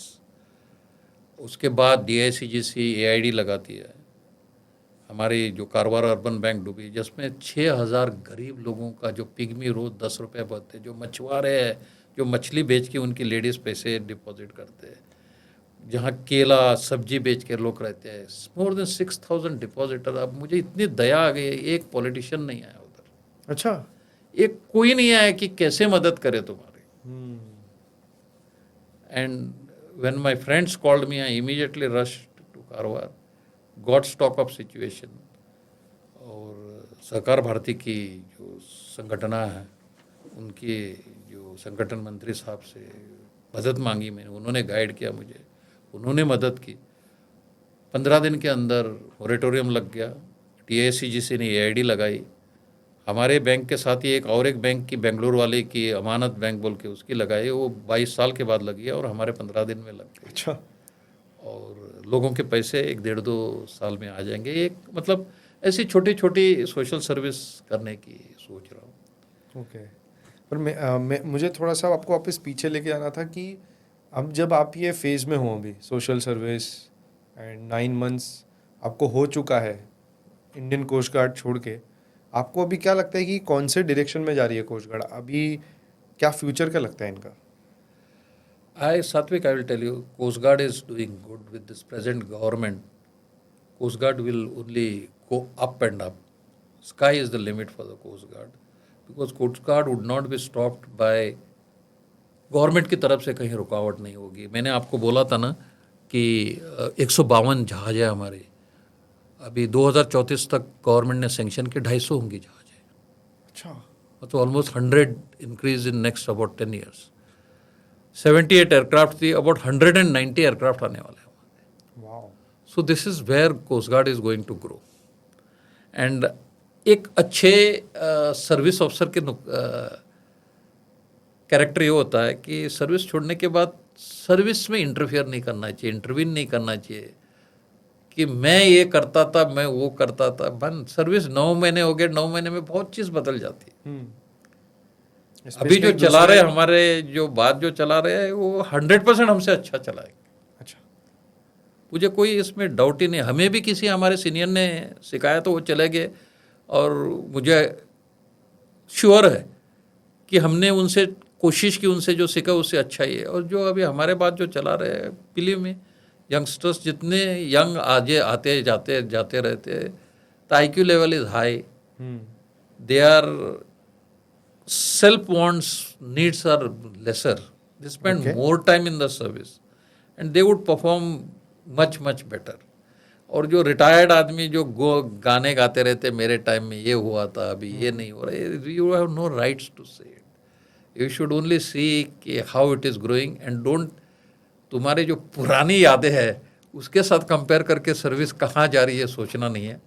But the Indian coast guard is well recognized the world over. अच्छा. In terms of biggest services, इस पे कहीं लिखा नहीं है. After the US Coast Guard, Japan Coast Guard, Korea Coast Guard is the Indian Coast Guard. Strength, overall strength, we say we are the 4th biggest Coast Guard in the world. तो मनोज जी, हमने coast guard की बात बहुत detailing में कर ली, हमने आपकी journey और इनका फ्यूचर, और आपने इसी बीच में एक बहुत इंटरेस्टिंग चीज़ कही जिस पे मुझे छेड़नी है बात. आपने कहा कि you almost became a public representative, and अभी आप कह रहे हैं कि जो आगे आने वाला समय है, अब आप टिकट के पीछे नहीं भागेंगे, आप सोशल सर्विस करेंगे, जो होता है देखा जाएगा. तो मुझे बताइए आपके पॉइंट ऑफ व्यू में, क्योंकि आप इतने साल देश को दिए, बीजेपी को क्यों नहीं मिला जो सीट एक्सपेक्ट था? क्योंकि अब की बार 400 बार का नारा था. आई नो बीजेपी भी एक्सपेक्ट नहीं करी थी कि 400 पार एनडीए को मिल जाएगा, पर आई थिंक समवेयर 350 तो एक्सपेक्ट कर रही थी, और नहीं करके भी 300 जो लास्ट टाइम का इनका टोटल था 2019 का, वो एक्सपेक्ट कर रही होगी. नहीं करके भी 272 पार होना चाहिए था. अरे तो पहली बार हुआ है मोदी जी के अंडर की वो सिंगल पार्टी मेजॉरिटी नहीं आई है. ये क्या रीज़न क्या लग रहा है? अब इस प्रश्न का सवाल मैं दूसरे तरीके से आपको देता हूँ. ओके. एक पार्टी को नॉन इनकम्बेंसी फैक्टर के बावजूद भी तीसरी बार ये 242 सीट्स ले आती है. This is a big achievement. Now will stop this year. मेरी पर्सनल व्यू, क्योंकि हम 37 ईयर्स यूनिफॉर्म में रहे, लेकिन हम देश के नागरिक थे.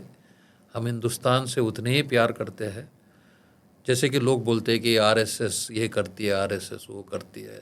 लोगों ने RSS देखी ही नहीं, RSS की किसी शाखा में गए ही नहीं लोग. ये जितने भी जो लीडर्स बोलते हैं, चाहे वो किसी धर्म का हो, एक RSS शाखा में, वो तुम्हें एक ऑर्डिनरी आदमी से एक कल्चर्ड आदमी बनाता है, तुम्हें स्मार्ट बनाता है, तुम्हें एक लीडर बनाता है. RSS में तुम्हें कूट के वो देश के लिए अपनी जान निछावर जैसे एक फौजी करता है, वो करने के लिए तैयार है. देश से बड़ा RSS के लिए कुछ है ही नहीं. उनका देश ही एक भक्ति है, वो देश के लिए आगे जाना चाहते हैं. और RSS के हिंदुत्व ये नहीं है कि आप सबको हिंदू बनो, कहीं नहीं है. अगर ये प्रश्न आप कहीं आएंगे हिंदुत्व के ऊपर, मैं बताऊंगी हिंदुत्व क्या होती है, वो अलग होगी. प्लीज बताइए ना. तो will continue with first BJP का. वो भी बता दीजिए. मैं तो मानता हूं कि बीजेपी ने कुछ सीट गंवाए हैं इस बार. वो कैसे गंवाए, ये मेरे कारण है, मेरे निजी एक्सपीरियंस की वजह से, मेरी निजी स्टडी से. बीजेपी ने कम से कम 25% जगहों पे कांग्रेस वर्सेस कांग्रेस लड़ाई की है। 110 सीट एक्स कांग्रेसियों को दी, हाँ जी, उसमें से 69 हार गए। ओके, तो गए कि हारे कितने, ऑलमोस्ट 63 सीट से हम कम आ गए। एब्सोल्युटली, जो अपेक्षा 303 304 की सीट की थी उतनी ही कम आ गए जितने ये एक्स कांग्रेस के हार गए। एक्चुअली बीजेपी एक ऐसी संगठन है जो कार्यकर्ताओं की संगठन है। ये ऊपर से नीचे नहीं है, ये नीचे से ऊपर हमेशा रही है। ये भी बात सही है। हमारे 10 साल के बीजेपी के कार्यकाल में हम नीचे से भूलते भूलते भूलते ऊपर तक के सीमित हो गए। आप कभी देखिए, जैसे कि मैं मेरे उत्तर कन्नड़ा के इस पे आ जाऊंगा, मैं उत्तर कन्नड़ा जिला जो केनरा कॉन्स्टिट्यूंसी या कारवार कॉन्स्टिट्यूंसी या उत्तर कन्नड़ा कॉन्स्टिट्यूंसी बोलते हैं, उधर मंडल अध्यक्ष हो या जिला अध्यक्ष हो या तालुका अध्यक्ष हो, कोई उसको पूछता ही नहीं है। जो कैंडिडेट ना उसको कोई वैल्यू देता है, ना इलेक्टेड रिप्रेजेंटेटिव बीजेपी का उसकी कोई बात अगर उसने बोला है मेरे गांव में ये तकलीफ है, वो उसकी सुनता है, उसको पूछता ही नहीं। वो बनाता है इनको, लेकिन उसको बिल्कुल नहीं पूछते। लोग ये बोलते कि बीजेपी अपने कार्यकर्ताओं का ख्याल नहीं रखती। बीजेपी नहीं रखती है, मैं बिल्कुल नहीं मानता हूँ। बीजेपी आशा करती है कि ये जो इलेक्टेड रिप्रेजेंटेटिव उधर का एमएलए जो हारा हुआ या जीता हुआ है वो ख्याल रखेगा। पर इन लोगों का कोई फीडबैक लूप नहीं चलता कि ये नहीं हो रहा है? फीडबैक कैसे चलता है? मेरी एक्सपीरियंस, मेरी इन्फ्लुएंस से मैं बताता हूँ। ये बीजेपी को वापस कार्यकर्ता लेवल में जाना है। कार्यकर्ताओं की कहने से ही इनकी एक सिस्टम है सर्वे, और वो सर्वे वाले किसको अपॉइंट किए वो वही बोलते हैं जो ऊपर वाले सुनना चाहते हैं, वही सर्वे का रिजल्ट है। सर्वे में ये नहीं पूछा जाता है कि आपको कौन चाहिए आपका पब्लिक रिप्रेजेंटेटिव बनने के लिए। सर्वे में ये पूछा इन तीनों में से कौन चाहिए, और आदमी को चौथा चाहिए तो है नहीं है। अच्छा, ये तो एक तरीके का मिनी इलेक्शन ही हो गया। ये मतलब दीज आर द छोटी छोटी खामियां हैं। और कहीं कहीं जिनके पास पैसे, वो एमएलए क्या कर रहे हैं कि वो दादागिरी चला रहे, जिला अध्यक्ष को कुछ फंक्शन ही नहीं करने दे रहे, वो खुद ही पार्टी चला रहे। उस जिला एक बहुत बड़ी, जिला अध्यक्ष मतलब सबसे बड़ा होता है, is the main person. Okay, उसकी एक्सपीरियंस बीजेपी, वो ऐसे नहीं जिला अध्यक्ष से पहुंचता है जैसे वो एमएलए या एमपी बना हुआ है। उसकी एक्सपीरियंस कहीं गुना ज़्यादा रहती है, तभी तो वो चुना जाता है जिला अध्यक्ष। उधर भी पॉलिटिक्स चल रही है। I can speak very concretely about Karnataka. और उधर पैसे नहीं है, जिला या तालुका अध्यक्ष के पास कोई फाइनेंसिस नहीं है। उसको कुछ ऑर्गेनाइज करना है, कुछ नहीं करना है, वो डिपेंड कर देता है कि कोई उसको दे दे। वो कहाँ से लाए?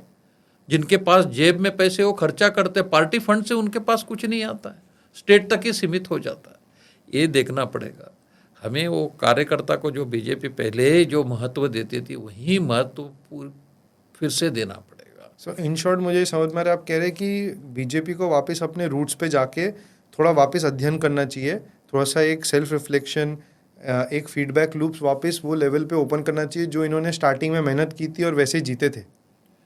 और मैं जानता हूँ कई पार्टियाँ जो अपोजिशन की, जो स्टेट गवर्नमेंट में, वो देश की इकोनॉमी को तहस नहस करने में लगी, फ्रीबीज, वो फ्रीबीज दे रही है। और जब वो जो आम आदमी पार्टी जब बनी थी, अभी भी कहीं आम आदमी पार्टी के नेता है जो दिल से, जिस जोश से, जिस लक्ष्य से बनी थी, वो उसी को सोच रहे फॉलो। लेकिन एक फ्रॉड आदमी आ गया इनमें। वो जैसे ही कुछ भी हो, बारिश क्यों नहीं है आप मोदी जी से पूछिए, हाँ, और गर्मी क्यों है आप मोदी जी से पूछिए, पानी क्यों नहीं आ रहा, तुम्हारा पोल्यूशन क्यों बढ़ रहा है, वो स्टबल उधर से जा। अभी अरे पंजाब में खुद का स्टबल गवर्नमेंट खुद किया है, कुछ नहीं है। अभी पानी का बगल का स्टेट उनकी बदकिस्मती से वो उनके ही इंडी गठबंधन के कांग्रेस के पास पड़ा हुआ है। मतलब ये फ्रॉड जो है, कुछ भी बोलो कि मोदी जी रिस्पॉन्सिबल है, ये फ्रॉड नैरेटिव चला हुआ है। वैसे ही ये जो स्टेट गवर्नमेंट्स फ्रीवीज देके इसको पूरा तहस नहस कर रही है। जब लूट, जैसे कर्नाटका में इलेक्ट्रिसिटी फ्री किया, लेकिन जो पैसे भर रहे इलेक्ट्रिसिटी उनको 3 गुना ज़्यादा किया। पेट्रोल के दाम बढ़ गए, हर चीज़ के दाम बढ़े, प्रॉपर्टी टैक्स बढ़े। आप प्रॉपर्टी अगर लैंड रजिस्ट्रेशन करके जाओ, आप डबल दे रहे हो पैसे। अभी 3 रुपया पर लीटर अभी बढ़ा हुआ है। और ये खाली पेट्रोल बढ़ा, देश को पता चला, लेकिन आप रजिस्ट्रेशन के लिए जाओ, प्रॉपर्टी उसकी जो कितनी बढ़ी हुई है, उसकी 6% बढ़ा दी, हाँ, बहुत बढ़ी हुई है। सो किसके पैसे दे रहे हैं? और जब इन सब में भी कम पड़ते हैं, बोलते हैं कि मोदी जी हमारे हिस्से का पैसा दे नहीं रहे, हम कोर्ट जाएंगे, हम खुद ही धरना करेंगे।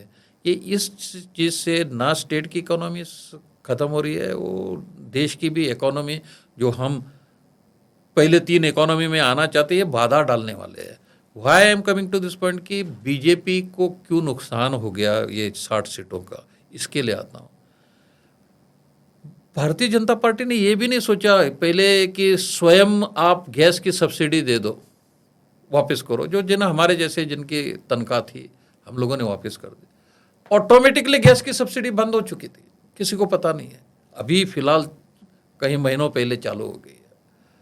आप ले लो रेलवे कंसेशन, पहले रेलवे कंसेशन सबको मिलता था, एटलीस्ट सीनियर सिटीजन को, वो भी अभी कहीं 1, 2, 4 ट्रेनों में ही रखा है, बाकी ट्रेनों में से उठा दिया हुआ है। ओके उससे कितनी फाइनेंसेस बढ़ेगी रेलवे की, I really fail to understand.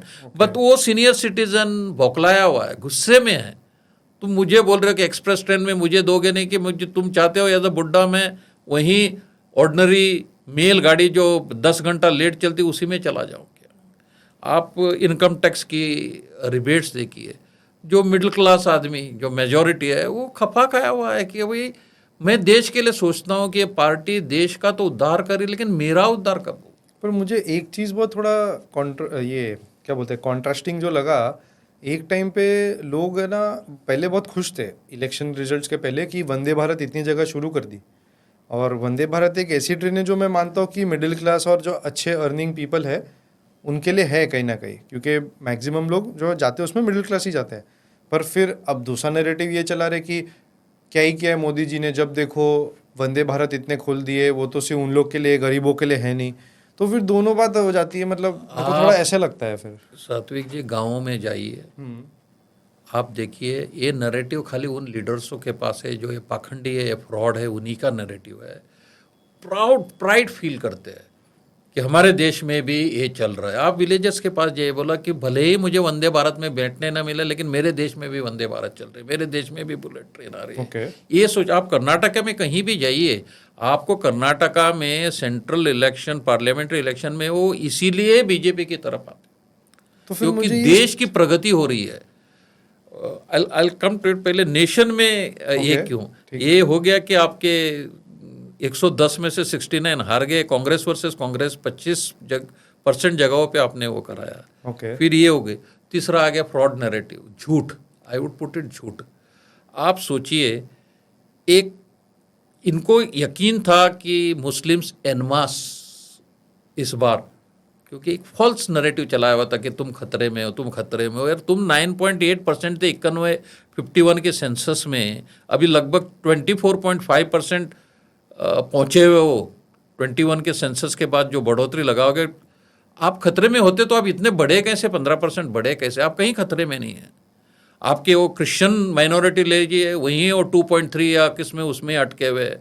Jain ले लीजिए 0.46 उसी में अटके हुए है। उनकी कहीं बढ़ी नहीं, आपकी बढ़ी कैसे? आप खतरे में नहीं हो। ये नहीं बोल रहा हूँ मैं कि आप बढ़े हुए, आप कहीं खतरे में नहीं हो। ये फॉल्स नैरेटिव के साथ जो मेजॉरिटी बीजेपी को, जो मुस्लिम महिलाएं वोट देती थी, क्योंकि वो घर में तकलीफ देते हैं, फैमिली में 8-10 बच्चे हैं, सास ससुर है, हस्बैंड है, भाई है, 15-16 की फैमिली है, कमाने वाला बेचारा अनपढ़ गवार इन्होंने रखा हुआ। मैं आई कम टू दिस पॉइंट, इनको कोई नौकरी नहीं है, बेचारा कहीं ड्राइविंग कर रहा है, कुछ कर रहा है, महीने में 8-10 हज़ार ला रहा है। उसको ये मोदी जी ने मुझे सिलेंडर दिया हुआ है, मोदी जी ने मुझे घर दिया हुआ है, मैं उसको वोट करूंगी। इन्होंने फिर एक फॉल्स नोट पर वोट स्कैम निकाला। ये मैं तो बोलूँगा कि ये स्कैम था। Note, it is actually vote के लिए नोट देने की उन्होंने रिटर्न में दी हुई है कि मैं 8-8.5 हज़ार रुपये आपको महीने में। एक्चुअली इनकी they should all their election should be really seen by election commission. They have actually given a promissory note कि यू विल गेट 8,500। अभी क्या हो गया, ये हस्बैंड्स को पता था कि ये देने वाले नहीं है, कांग्रेस इनकी बस की बात नहीं, क्योंकि देश के पास उतने पैसे ही नहीं है कि उन्होंने कैलकुलेशन ही नहीं है कितने करोड़ रुपए देने हैं। कोई लोग कहते हैं कि जितनी हमारी बजट है उतना तो उसका जाएगा सिर्फ। तो दिस लेडीज को इन्होंने बोला हाँ देखो मिलेगा। वो बेचारे माएँ सोचिए, मेरा बेटा भूखा ना सोए, मेरे बेटे को मेडिसिन मिले, मेरे बेटे को कपड़े मिले, मेरे बेटे को छोटा स्कूल की फी भरूंगी मैं। पर आपका मेडिसिन जन औषधि वाले केंद्र खुले हैं, आपको 80 करोड़ लोगों को फ्री राशन है 5 साल तक, तो ऑलरेडी आपके जो it भूखे is पेट it सोने का तो सवाल ही नहीं है। it- आपके पास जो पैसे बच रहे हैं वो आप दूसरी चीज़ों में डालोगे, आपके एस्पिरेशंस पूरे करो। Yeah, I understand that. But this was a promise given by them, a false promise given by them, and these ladies भी इसमें आगे बहकावे में and en masse वोट किया, otherwise most of the women would have voted for BJP. ये false narrative.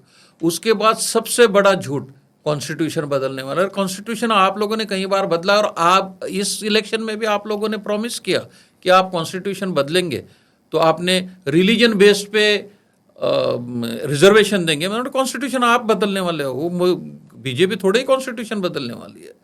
ये false narrative दिए और गरीब लोग, स्पेशली दलित लोग उत्तर प्रदेश में हो या बाकी जगह में भी, उनको बताया कि कॉन्स्टिट्यूशन आपके रिजर्वेशन छीनने के लिए बदलने वाले हैं।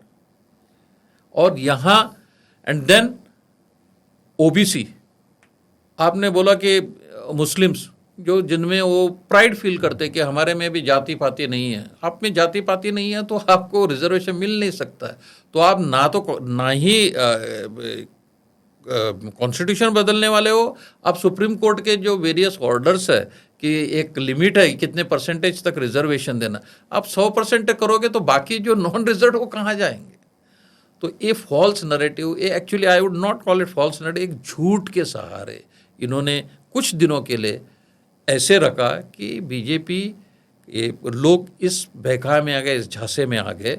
लेकिन ये झांसा, मैं वार्न करता हूँ इन लोगों को, ये झांसा इनकी कितना 2% मुस्लिम वोट, लगभग 7-8% दलित वोट आपने अपनी तरफ खींच लिया। लेकिन ये थोड़े ही हमेशा के लिए ऐसे रहेंगे, ये जान चुके हैं कि आप लोगों ने झूठ पर, मुस्लिम वोट तो जान चुके हैं अभी कि आपके 8,500 रुपये प्रोमिसरी नोट फालतू थे। बेचारे इस गर्मी में उनको लाइनों में पास ये पोस्ट ऑफिस और बैंकों में अकाउंट खोलने के लिए खड़ा किया। शर्म तक नहीं आई कि वो खड़े हुए उधर जाके उनके ही किसी लीडर से बोलवाए ये झूठ था, या उसको बोले कि हम हार गए अभी दे नहीं सकते। बिल्कुल नहीं बोला इन्होंने। इनको ये झांसा इनका खुल गया, they have deflated the balloon, और इनको आगे कहीं प्रगति होने वाले नहीं है। जैसे कि जो आम आदमी पार्टी में जिस इससे आए थे वो लोग, जैसे अभी झूठ के सहारे, हर जगह झूठ के सहारे उनका भी आउट हो गया पूरी की पूरी, दे हैव लॉस्ट।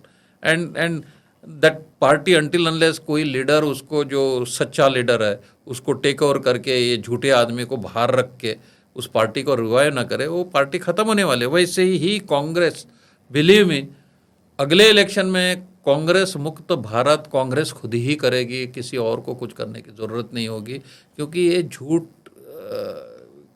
खुल गया हुआ है। और स्पेशली मुस्लिम महिलाएं जान चुकी है कि how this people have been treating them and how they spoke lies to them, and the person or the party who gave them houses, who gave them ration, who gave them gas, they have forced them by this lies to vote. This is how the BJP lost few of the seats.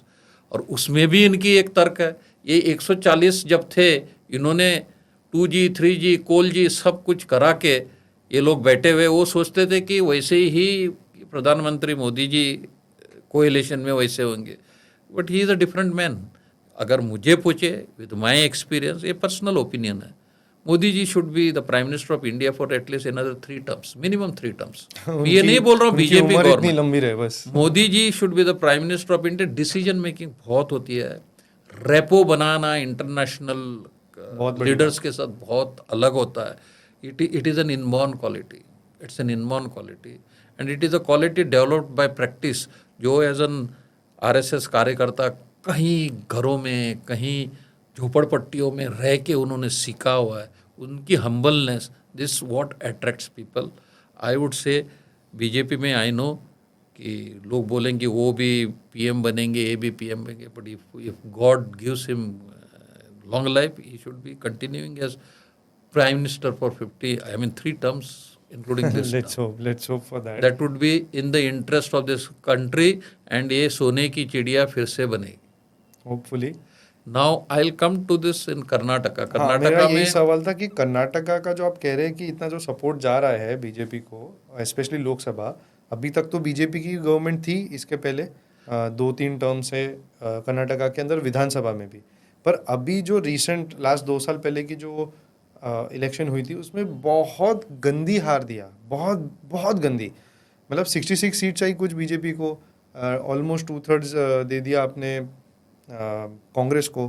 Congress ने ऐसा क्या किया कि जो उनको दे दिया, और BJP ने इतना क्या खराब कर दिया कि इतना ही हटा दिया उनको? कर्नाटका के सात्विक जी एक बहुत ही अलग चीज़ है। आई वुड नॉट से कि बाकी स्टेट्स में ऐसे होता नहीं। कर्नाटका के लोग जब वोटर स्पेशली है वो देश के लिए अलग सोचते हैं। मैं मेरे ही कॉन्स्टिट्यूंसी की बात करता हूँ जहाँ से मैं बिलोंग करता हूँ, उत्तर कन्नड़ा। मैंने बताया कि हमारे एक एमपी थे जो पिछले 25 साल से कोई डेवलपमेंट वर्क नहीं हुई, लेकिन देश की डेवलपमेंट हो गई, उसी में खुशी है। हमारे पास कोई एक जॉब की कोई एक इंडस्ट्री नहीं है, एक यूनिवर्सिटी नहीं है, हमारे मेडिसिन के लिए हमारे पास हॉस्पिटल नहीं है, but we are happy. We means when I say we, I have interacted, I said I was thinking about being a public representative, I gone to the villages, they are happy कि मोदी जी साहब हमारे देश को आगे बढ़ा रहे हैं। So selflessly they vote for Modi ji. That is how it came. But Karnataka, as you rightly said, why we lost in assembly election? Badhiya. Because of corruption to the ground when BJP government was in power. That was one of the main reasons. Second reason was we didn't have a strong face who could be a CM face. थे over dependence on Yadurappa and family. जो मैं तो अभी जो पुत्र बम्बई जी जो थे, वो not a strong face, he was not Okay, a strong उनका फेस। इतना hold नहीं वो था। करिश्मेटिक लीडर नहीं Okay. रहे भाई, उनके पिताजी कांग्रेस में थे। अच्छा, Yediyurappa ji family, Yediyurappa great leader, but पुत्र मोह में लगे हुए हैं। I banking on him, I don't उनके think- तरफ भी बहुत आप करप्शन देखिए चार्जेस है। दो नहीं, corruption charges is different thing. He was that Strong leader leader, space, strong yes. Leader, but is now fully in Putramo. There we would have been in a crisis even in this. We have lost 8 seats there comparing to 2019, and Congress has from 1 gone to 9. Congress की percentage 15.6% vote बढ़ी हुई है। ऐसा नहीं है कि हम लोग खुश हो रहे हैं कि BJP has done well in Karnataka just because हम कंपेयर कर रहे हैं असेंबली में हमारी बुरी हार हुई थी। मैं तो सोचता हूँ कि कर्नाटका के लोग जो मोदी जी से इतना प्यार करते हैं, जो गवर्नमेंट ऑफ इंडिया ने जो डेवलपमेंट वर्क किया उससे प्यार करते हैं, फिर भी हम 8 हारे हुए। ये हमें एक लेसन होना चाहिए अगली बार की जो असेंबली इलेक्शन आने वाली है। And in this if we understand कि choice should be, we should have a face. I would say मेरे डिस्ट्रिक्ट में जो एक एमएलए, एक्स एमएलए थे, वो एमएलए इलेक्शन असेंबली में हार गए थे, विश्वेश्वर कागेरी जी।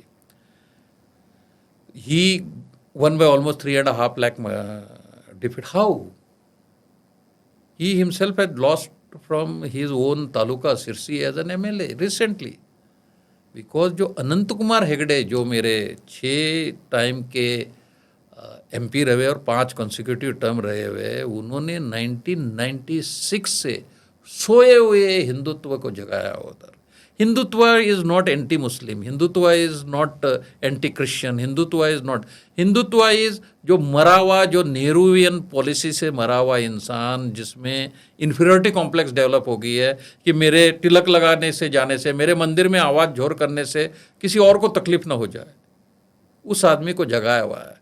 और वो जो हिंदुत्व है जो अनंत कुमार हेगड़े जी ने पिछले 25 साल से जगाई हुई है, उस हिंदुत्व के इसमें भी that district has become a strong hold of BJP for centre, for centre. Development क्यों नहीं हुई? डेवलपमेंट क्योंकि ध्यान ही नहीं दिया, क्योंकि लोगों ने सोचा कि हिंदुत्व हिंदुत्व हिंदुत्व करना ही एक है, डेवलपमेंट की कोई ज़रूरत ही नहीं है, कोई पूछता ही नहीं है।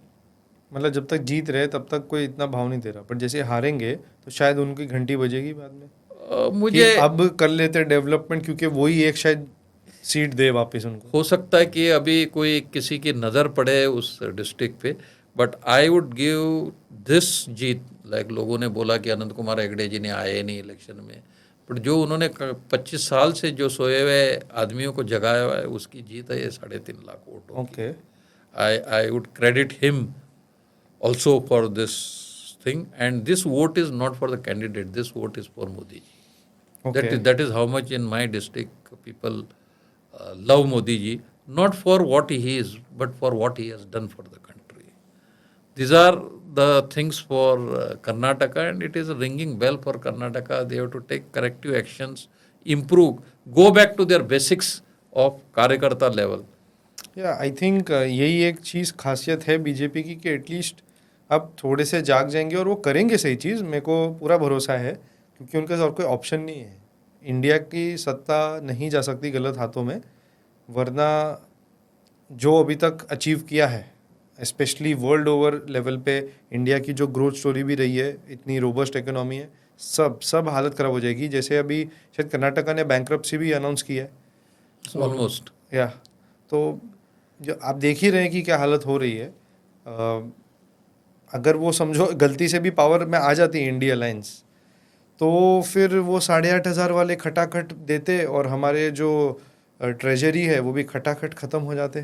नहीं, वो दे नहीं पाते, 8,500 दे नहीं पाते। कुछ तो करते, कुछ नहीं, तो अगर देते। आप लोगों ने सुना है, इन्होंने रीडिस्ट्रीब्यूशन ऑफ वेल्थ की भी बात की वो भी थी। बात की, आई inheritance बिलीव tax की कि बात देयर की। Is some lady who is the richest woman in the world, Swiss account में पैसे है इनके। जो मल्लिकार्जुन खड़गे मेरे स्टेट से है, इनके पास भी बहुत प्रॉपर्टी। ये खुद स्टार्ट क्यों नहीं करते अपने रीडिस्ट्रीब्यूशन करने की? पहले अपने लेवल में तो स्टार्ट करो, गरीबों में बांटो, फिर पॉलिसी बनाओ। अब देखो इस मॉडल से क्या होता है कि आपकी जो भी वेल्थ रीडिस्ट्रीब्यूट करिए, गरीबों में बहुत है, आपकी छोटी फैमिली, आपको जितना चाहिए रखिए, बाकी गरीबों में रीडिस्ट्रीब्यूट करिए। आप क्यों टैक्स पेयर का मनी ही रीडिस्ट्रीब्यूट करना चाहते हो? अपना रीडिस्ट्रीब्यूशन चालू करिए। आप दुष्ट लोगों से नेक काम एक्सपेक्ट नहीं कर सकते, सिंपल है। अगर इतना सेल्फ रिफ्लेक्शन में होता तो बात ही अलग होती। सात्विक जी, मैं तो आपने जो दुष्ट बोला, मैं तो दुष्ट इसलिए बोलूँगा कि आप मोदी जी को नीचा दिखाना चाहते हैं, आप भारतीय जनता पार्टी को नीचे दिखाना चाहते हैं, आप प्रभु श्री राम को नीचे दिखाने के लिए एक एमपी जो अभी आपके झूठ के, इंडी के झूठ प्रोमिसेस में आया हुआ है। हम सब लोग जय श्री राम बोलते हैं, हम हिंदुस्तानी, जय श्री राम, इसलिए उसको जय अवधेश बोलेंगे। मल्लिकार्जुन खड़गे साहब से पहले राहुल गांधी जी बोलते हैं कि शक्ति नाम की एक हिंदू में ये है, मैं शक्ति से लड़ना चाहता हूँ, शक्ति को खत्म करना है। अब कितना दुष्ट है मल्लिकार्जुन खड़गे। एक इलेक्शन स्पीच में बोलते हैं, आप लोगों ने ध्यान से सुना नहीं उनका, वो बोलते कि मेरा नाम भी मल्लिकार्जुन है, मैं भी राम से लड़ सकता हूँ। राम क्या तेरा ड्राइवर है क्या? राम क्या तेरा बगल वाला है क्या? या राम तेरा कोई दोस्त है जिसको तुम लड़ोगे? तुम्हें ये हिम्मत है कि पब्लिक में बोलते हो कि हम राम से लड़ोगे? आप किसी दूसरे रिलीजन के, पंथ के, भगवान से लड़ने की बात करिए, तब मैं मान जाऊं आपको। आप राम से लड़ोगे और उसमें आप हो ही नहीं है सनातनी। इसलिए नहीं हो क्योंकि उनको आता ही नहीं सनातन में क्या बोलता है कि मैं मल्लिकार्जुन में, मैं अष्टलिंग में से एक लिंग हूँ। अरे 12 ज्योतिर्लिंग होते, अष्टलिंग नहीं होते। आप देखिए उनकी वो बाइट, अष्टविनायक होते हैं। अष्टविनायक होता है। तमिलनाडु में एक पर्वत है, उसके नीचे अष्टलिंग लगाए हो। तमिलनाडु में, इनके कर्नाटका, हमारे कर्नाटका में भी नहीं है। हिंदुस्तान में 12 ज्योतिर्लिंग होते हैं, बोलते मैं अष्टलिंग में से एक लिंग हूँ।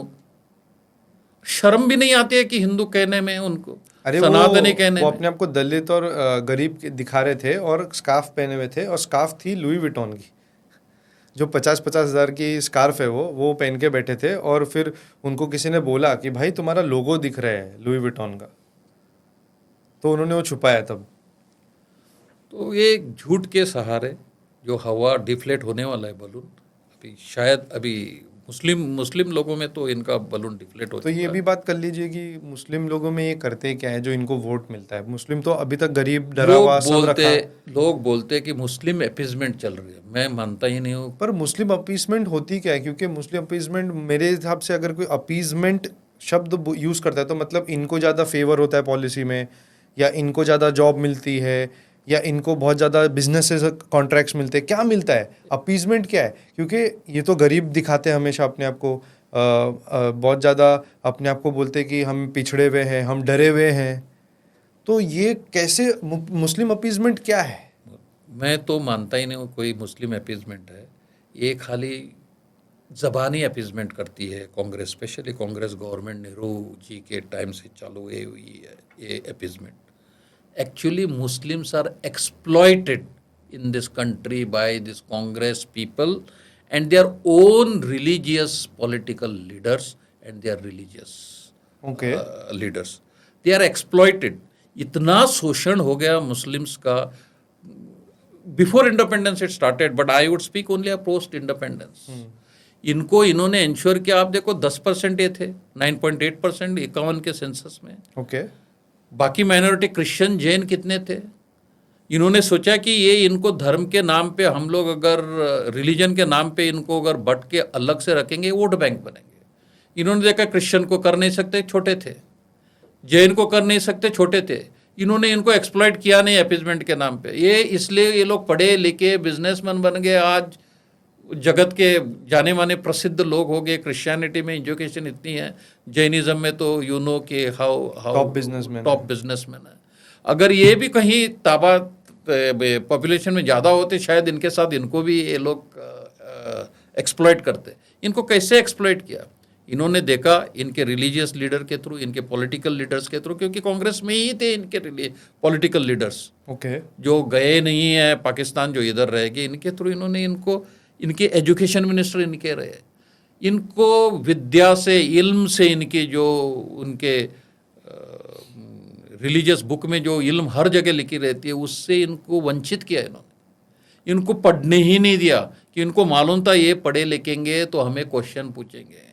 इनको कहीं नौकरियां लगने नहीं. क्या अपीज किया इन्होंने? हज की टिकट फ्री कर दी. इनको कहीं इनको रिजर्वेशंस भी नहीं थी. पर ये खाली मुंह से फ्री कर दी. इनको कहीं गुंडागिरी किए तो इनको पुलिस स्टेशन में फोन करके फ्री निकाले. और इनको कुछ किया नहीं है. इनको एक्सप्लॉइट करते रहे. इनको एजुकेशन नहीं दी. इनको ना नौकरी का कोई प्रबंध किया. इनको खाली एक पंक्चर वाला, rickshaw driver, auto driver, car driver इसी में लगा. ये पढ़े लिखे होते तो वहीं उनसे भी कम जो क्रिश्चियंस थे या जैन्स थे उनके जैसे ये भी बढ़ जाते. इनको कहीं बढ़ने नहीं दिया. अभी एक माँ की व्यथा देखो उनके. इसमें 10-15 लोग हैं घर में, भाई बहन बच्चे. हस्बैंड कमा के क्या लाएगा घर में? और इन्होंने इंश्योर भी किया कि अलग अलग रहेंगे. जो बाकी हिंदू, क्रिश्चियन, जैन रहते हैं तो ये वोट बैंक नहीं होगा. इनको बोला कि तुम गेटों में रहोगे, तुम झोपड़पट्टी में इकट्ठे ही रहोगे, नहीं तो लोग तुम्हें मारेंगे. अच्छा. तुमको खत्म करेंगे. अच्छा. ताकि वो उसी एरिया का एक वोट बैंक बन जाए और वो इलेक्ट हो जाए. जो अभी इस साल वो लोग कहीं जगह पे सक्सेसफुल हो गए. उस वक्त की प्लानिंग. तो इन मुस्लिम लोगों का इन्होंने जो शोषण किया हुआ है, मैं तो मुस्लिम लीडर्स को और इवन कांग्रेस और अभी इंडी गठबंधन वही कर रहे बंगाल में, उनसे मैं हाथ जोड़ के विनम्र इससे दरख्वास्त करता हूँ कि माफ़ कर दीजिए, रहम करिए इन मुसलमानों पे. उनको छोड़ दीजिए एक्सप्लॉइट करना.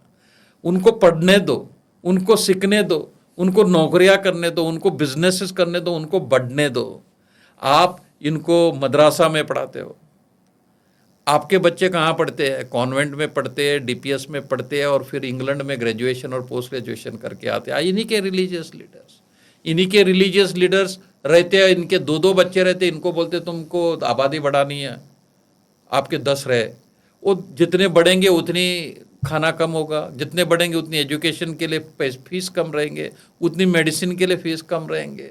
आई वुड से कि this people should now learn a lesson कि आखिर लेके कहाँ जाना चाहते हैं. Why are this religious leaders controlling them? Religious leader का काम होता है कि रिलीजन पढ़ाना और गाइड करना, रिलीजियस को कैसे फॉलो करना है. आप कंट्रोल क्यों करते हो? आप इनको अपने त्योहारों में रास्ते पे बिठा के खाना क्यों खिलाते हो? इनके अपने घरों में रास्ते त्योहार बनाने दो. इनको अपने दोस्तों के साथ, अपने फैमिली के साथ बैठ के खाना खाने दो. आपको क्या दिखाना है? आपको दिखाना है कि आप कंट्रोल कर सकते हैं इनको. आप नहीं कर सकते. अभी धीरे धीरे सोशल मीडिया आ गई है, हर मुसलमान बच्चा जान गया. हो सकता है डर के मारे कि आप लोग कहीं सोशली बॉयकॉट ना करें, मस्जिद में आना ना दे मुझे नमाज़ पढ़ने, इसलिए वो चुप रहता होगा. लेकिन अंदर अंदर जान चुका है वो. आप जो मदरसों में 4% 5% है जो कंट्रोल करते हैं जिहादियों को, बच्चों को पढ़ा के. मेरे गांव में देखिए पढ़ना सीखना चाहिए, रिलीजियस बुक कैसे पढ़ते हैं, अरबी जानना ज़रूरी, बहुत ज़रूरी है एक मुस्लिम बच्चे को। हमारे यहाँ मौलवी अपने मस्जिद में बच्चों को इकट्ठे करके वो अरबी और रिलीजियस बुक पढ़ना सिखाते हैं। बाकी के लिए वो स्कूल जाते हैं, कॉन्वेंट जाते हैं, बाकी स्कूलों में जाते हैं। अभी हर जगह इंग्लिश मीडियम स्कूल है, लेकिन ये नहीं सब कुछ हम पढ़ाएंगे, हम उनको ब्रेन वॉश करेंगे। They are 4% of people. Why they are strong? Because 96% बाकी लोग इनको पूछते नहीं है। ये कभी नहीं पूछते हमको कहाँ लेके जाना चाहते, सीरिया जैसे करना, कैलिफेट लगा के खलीफा बनाना चाहते हो, हमको स्टोन एज में जाना चाहते हो। वक्त के साथ सुधरते क्यों नहीं? आपके जैसे कि हम लोगों ने, हमारे भी कहीं प्रथा थी बलि देना, हम लोगों ने बंद कर दिया। अभी कहीं भी जाओ आप, कहीं other than maybe some villages and all almost stopped. हम वक्त के साथ चेंज होते गए। मैं आपको एग्जांपल देता हूँ ना। आपने कहा 4% है, बट बाकी के 96% इनको कुछ करते नहीं है, इनको रेप्रीमेंड नहीं करते हैं, इनको ये नहीं कहते कि चेंज हो जाओ, रिफॉर्म कर लो। गाजा जो आजकल बहुत हॉट चल रहा है ना, इसराइल और गाजा का युद्ध चल रहा है। मैं इसराइल गया था जनवरी में, मेरे को एक सौभाग्य मिला था जाने के लिए। वहाँ पे मुझे ये सारी चीज़ें मालूम पड़ी कि गाजा के अंदर पहली बात तो कोई आर्मी अलग है नहीं और सिविलियंस अलग है नहीं, सब सेम कपड़े पहनते हैं। और जब 9/11 हुआ था, 9/11 2001 में जब ट्विन टावर तोड़े गए थे, तो वहाँ पे बहुत जोर शोर, तभी इसराइल की एडमिनिस्ट्रेशन ही देखती थी गाजा को, वहाँ पे बहुत सेलिब्रेशंस हुए थे। अब आप बोलेंगे कि 4% है कि 96% है, डिफरेंट नहीं कर सकते। अब जब ये लोग के अटैक हुआ अक्टूबर 7 2023 में, तभी भी जब इधर से हुआ था, तभी भी उधर बहुत ज़्यादा आपके सेलिब्रेशंस हुए थे। वहाँ पे फ़ोन करके अपने माता-पिता को बता रहे जिहादिया कि हमने यहूदी को मारा। खुशी, इतने खुश है, रो रहे हैं खुशी से। और यही आप देखोगे तो इंतिफादा हुए हैं उधर, 2-2 इंतिफादा हुए हैं। इंतिफादा मतलब हाँ। सुसाइड बॉम्बिंग हुए हैं। उसके टाइम पे जब अभी रिसेंटली 2021 मई में भी उधर एक चीज़ हुई थी, जहाँ पे गाज़ा एंड इज़राइल के बीच में मिसाइल एक्सचेंज हुआ था। तब उधर बहुत बड़ा टेंशन था कि वहाँ के जो अरब मुस्लिम्स हैं इज़राइल में, वो भी एक्टिव हो जाएँगे और वापस इंतिफादा जैसे सिचुएशंस हो सकती है। पर तब भी सिचुएशंस उतनी वर्स्ट नहीं हुई, क्योंकि फटाफट चीज़ें शांत हुई। पर बहुत ज़्यादा इंस्टेबिलिटी था, लोगों के बीच में बहुत डरे हुए थे। मैं आपको सिर्फ़ गाज़ा के एग्ज़ाम्पल दे रहा हूँ। यहाँ पे इंडिया के अंदर इतनी हालत ख़राब नहीं है जिहादियों की, पर वो 96% 4% को कभी कुछ कहेंगे, मुझे नहीं लगता। ये कहेंगे, अभी कहेंगे, ऐसा नहीं है। घर में जब बच्चों को बोलेंगे मुझे 10 बच्चे चाहिए, मेरे घर में 25 की फैमिली होगी, और आप कहने वाले आपके 2 ही बच्चे हो जाएँगे, आपके बच्चे अमेरिका में पढ़ेंगे और मेरे बच्चे मदरसे में पढ़ेंगे, कहने लगेंगे। ऐसा मत सोचना कि बिल्कुल नहीं पूछेंगे। ये पूछेंगे, क्योंकि अभी मुसलमान माँ-बाप का ये है, उन्हें कहाँ ले जा रहे हैं आप लोगों को? आपको आखिर क्या है? खलीफेट बनाना है कि खलीफा चूज़ करना है, जो घोड़े पे बैठेगा तलवार लेके घूमेगा। आपको उधर जाके, अभी तालिबानी आए हुए हैं अफगानिस्तान में, उधर देखो, छोटी बच्चियों से लेके ऑलमोस्ट माँ की एज के लोगों को उठा के लेके जो मर्जी आए उठा। आप चाहते हो अपनी बच्ची, अपनी ग्रैंड चिल्ड्रन को कोई ऐसे उठा के ले जाए? आप उस हालत में आना चाहते हो क्या? आप अभी नहीं रोकेंगे, आप उस 4% को आज नहीं पूछोगे, तो ये आपके ग्रैंड चिल्ड्रन को आप यहीं छोड़ के जा रहे हैं। You are going to leave this for your grandchildren by keeping quiet today. है, लोग पूछ रहे हैं और लोग पूछते रहेंगे। और ये अब इनकी आवाज बंद की, इनको डराते हैं कि सोशली बॉयकॉट करते हैं। जैसे कि एक सिंपल सोच कि एक Muslim man can not change his religion, अगर वो चेंज होता है तो उसकी मौत इज हिज सजा। अरे इनिशियली बिफोर प्रॉफिट केम, रिलीजन इस्लाम था ही नहीं। तो जिस रिलीजन में थे तुम लोग, उसमें से तो चेंज हो गए। इंडिया में भी तो तुम पहले सनातनी थे, चेंज हो गए। तो अगर बाकी रिलीजन में भी यही होता कि रिलीजन चेंज करते मारना है, तो तुम जीते ही नहीं, तुम कभी न्यू रिलीजन में आते ही नहीं। ये सब आपके जो किताब में जो अच्छी चीजें हैं उसको लेके चलिए, जो उसमें पीसफुल है लेके जाइए। ये मैं नहीं बोल रहा हूँ कि जो आपको एक भगवान ने बनाया, वो जो रहम दिल बोलते हैं आप, और उस भगवान ने एक जन्नत जैसे यूनिवर्स बनाया हुआ है, जो आपका भगवान हो, किसी का भगवान हो, आप मानते हो आपका भगवान ही एक है, उसने बनाया, फिर वो क्यों चाहेंगे कि जो उनकी पूजा नहीं करते उसको मार डालो?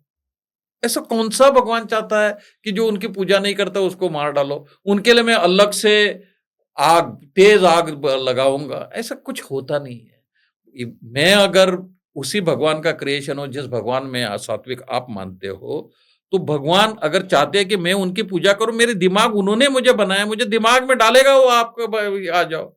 अगर मुझे उस आग में जाना है तो छोड़ो ना, मुझे अलग आग जाना है, मुझे तकलीफ मत दो ना, मैं उस आग में जाने के लिए तैयार हूं।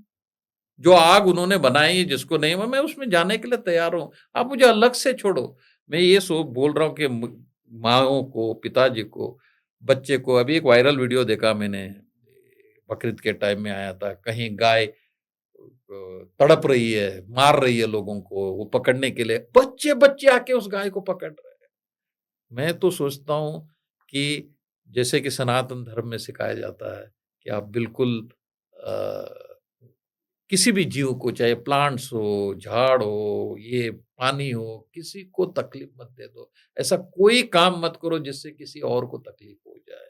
ये सिखाओ, क्योंकि अभी से अगर आप एक बच्चे के मन में छोटेपन से ये डालोगे कि मारना है, पकड़ के मारना है, अगर आप डालोगे, वो बड़ा होके इधर जेल जाएगा या मर जाएगा, और ऐसे किसी देश में जाएगा शरिया लॉ है तो उसको ऐसे भी मार डालेंगे, क्योंकि गले के लिए गला है, हाथ के लिए हाथ है, वो लॉ है। तो मतलब बच्चे का कुछ नहीं है, ये भगवान ने बनाई हुई ये जन्नत है। अच्छे काम करो, अच्छे धर्म करो। धर्म मतलब रिलीजन नहीं है, धर्म मतलब वर्च्यू है, कि सूर्य का धर्म है लाइट देना, वैसे धर्म मतलब मॉरल ड्यूटी। ड्यूटी, आपकी प्रिंसिपल्स है, हाँ जी। उस प्रिंसिपल से चलो, आप धर्म से चलो। भगवान ने और एक जन्नत बनाई होगी, उसमें आपको लेके जाएंगे। इस जन्नत को ये भगवान ने बनाई हुई पृथ्वी है, इसको एंजॉय करो इस पृथ्वी को। आप जब तक ये लोग 96% इसमें से जागेंगे नहीं, ये करेंगे नहीं है, ये आप ही के लिए दोजक बनने वाला है, और साथ में अगल बगल वाले भी इस दोजक में जल जाए। ठीक है मनोज जी, बस एक चीज़ से बात ख़त्म करूँगा आज की। Before that, I wanted to say a small message. नहीं, मैं ये चीज़ एक ख़त्म कर देता हूँ ये टॉपिक। वो ये है कि जब मैं वापस आ रहा था इज़राइल से, तो जो फ्लाइट में थे मेरे बाजू में, तो दुबई में फर्स्ट लैंडिंग थी, तो जो ट्रांज़िट होता है ले ओवर। तो हमारे बाजू में बैठे थे एक अरब मुस्लिम इज़राइल के। तो हमने उनको बताया कि हम इधर गए, हम गाज़ा बॉर्डर के पास भी गए थे देखने को वॉर ज़ोन में। तो उन्होंने बस एक ही शब्द बोला, एक ही लाइन बोला, media lies, everything is a lie. हमने अपनी आँखों से देखा है ये सब चीज़, बट वो पता है अरब मुस्लिम क्या था? वो अरब एक एमबीबीएस डॉक्टर था। पढ़ा-लिखा, समृद्ध, बहुत अच्छे कपड़े पहन के, हाथ में एप्पल वॉच है, आईफ़ोन था उसके पास। ऐसे टाइप के लोग थे। तो मैं ये टॉपिक वहाँ पे एंड करूँगा, पर आपके पास कुछ है बोलने के लिए प्लीज़? ये वैसे जैसे डॉक्टर जाकिर हुसैन भी तो पढ़े लिखे एमबीबीएस डॉक्टर थे, बम्बई के पढ़े हुए डॉक्टर थे। रिलीजन पढ़ाना ठीक है, लेकिन लोगों को बहकाना कि मारो उसको, वो मानता नहीं है तो मार डालो, ये इन चीज़ों में ये नहीं है। मॉडर्निटी एक्सेप्ट करते हो, जब धर्म बना, ये रिलीजन बनी थी, तब तो लाउड स्पीकर नहीं थे। अभी लाउड स्पीकर को एक्सेप्ट किया, पहले घोड़े थे, अभी ट्रेन को, कार को, मोटरसाइकिल को आप लोगों ने एक्सेप्ट किया।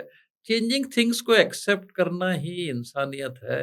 वही, और कौन कराता है, कौन कराता है, ये इन्वेंट कौन कराता है? इंसान कराता है। इंसान को किसने बनाया? आप ही बोल रहे भगवान ने बनाया हुआ है। उस भगवान की बनाई हुई चीजें एक्सेप्ट करो। कहीं हर रिलीजन में लोगों ने चेंजेस किया है। हमारी तो रिलीजन है नहीं, हमारा तो एक वे ऑफ लाइफ है, सनातन वैदिक धर्म। क्योंकि हम मॉरल टर्पिट्यूड से जाते हैं। कोई आदमी पैदा नहीं होता है कि हिंदू बोल, हर एक आदमी जो पैदा होता है उसको कन्वर्ट करना पड़ता है, चाहे इस्लाम में करना हो, क्रिश्चियनिटी में करना हो। नहीं तो एवरीवन इज बॉर्न, हमको कोई किसी ने कन्वर्ट नहीं किया। हम, मेरा कोई धर्म ये नहीं है, रिलीजन नहीं है। और जो लोग बोलते, जो एक वैदिक वे को बिलीव करते हैं कि इसको भी पाँव पड़ो, पेड़ पौधों को भी पाँव पड़ो, उनको कलेक्टिवली हिंदू बोलते हैं। ऐसा कोई हिंदू बोल के एक रिलीजन बिल्कुल नहीं है। अब ये हिंदू एक धर्म है, और धर्म का ऑपोजिट होता है अधर्म। रिलीजन का ऑपोजिट क्या है? कुछ नहीं है। Dharma is righteousness, it's a way you are to, जैसे कि वेदास में जिस तरह से लिखा है कि पेड़ पौधे की पूजा, वाई एम कमिंग इज, हमको हंसते थे पहले फॉरेनर्स कि यार पेड़ पौधे को भी पूजा कर रहे हैं, ये समुद्र नदी को भी पूजा कर रहे हैं। अभी जब ग्लोबल वार्मिंग हो रहा है तो ये सभी बोलते कि ये सही बोलते थे। Now they are agreeing to what Sanatan Vedic Dharma was doing. And I would only say कि टू पीपल, स्पेशली सनातन वैदिक धर्म में जो फॉलो करते हैं, उनको एक ही रिक्वेस्ट करूंगा कि कुछ गीता प्रेस से बच्चों के लिए और खुद के लिए भी कम से कम 2-2 रिलीजियस किताब पढ़िए। नहीं तो आपको जो पिक्चरों में दिखाया जाता है, जो सोशल मीडिया में आता है, वही फॉलो करेंगे। आपको अगर देखोगे कि रामायण जो महर्षि वाल्मीकि का रामायण है, एक एग्जांपल दे दूंगा, उसमें लक्ष्मण रेखा अरण्य कांड में कहीं लिखा ही नहीं है।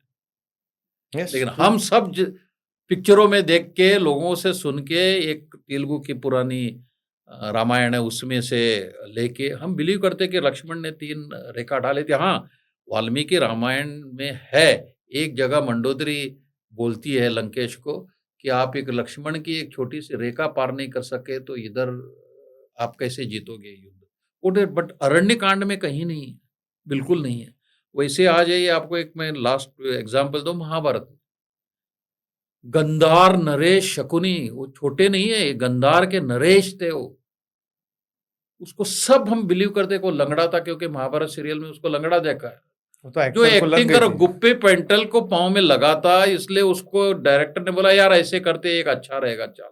तो हम लोग बिलीव करने लग गए। वो हमको जो दिखाया जाता है, फिल्म इंडस्ट्री ने कहीं जगह पे हमें ऐसे चीजें भरी हुई है दिमाग में कि ये ट्रू है, ये started believing it is what for that we have. नहीं तो लोग क्या करेंगे, हमें हमारे धर्म के पीछे, जैसे आपने वो केरला स्टोरी में दिखाया कि ये कैसा है, वो किसी को पता ही नहीं है। शिव जी क्यों लेके घूम रहे थे पार्वती माता को, किसी को पता ही नहीं किस कारण से लेके जो घूम रहे थे।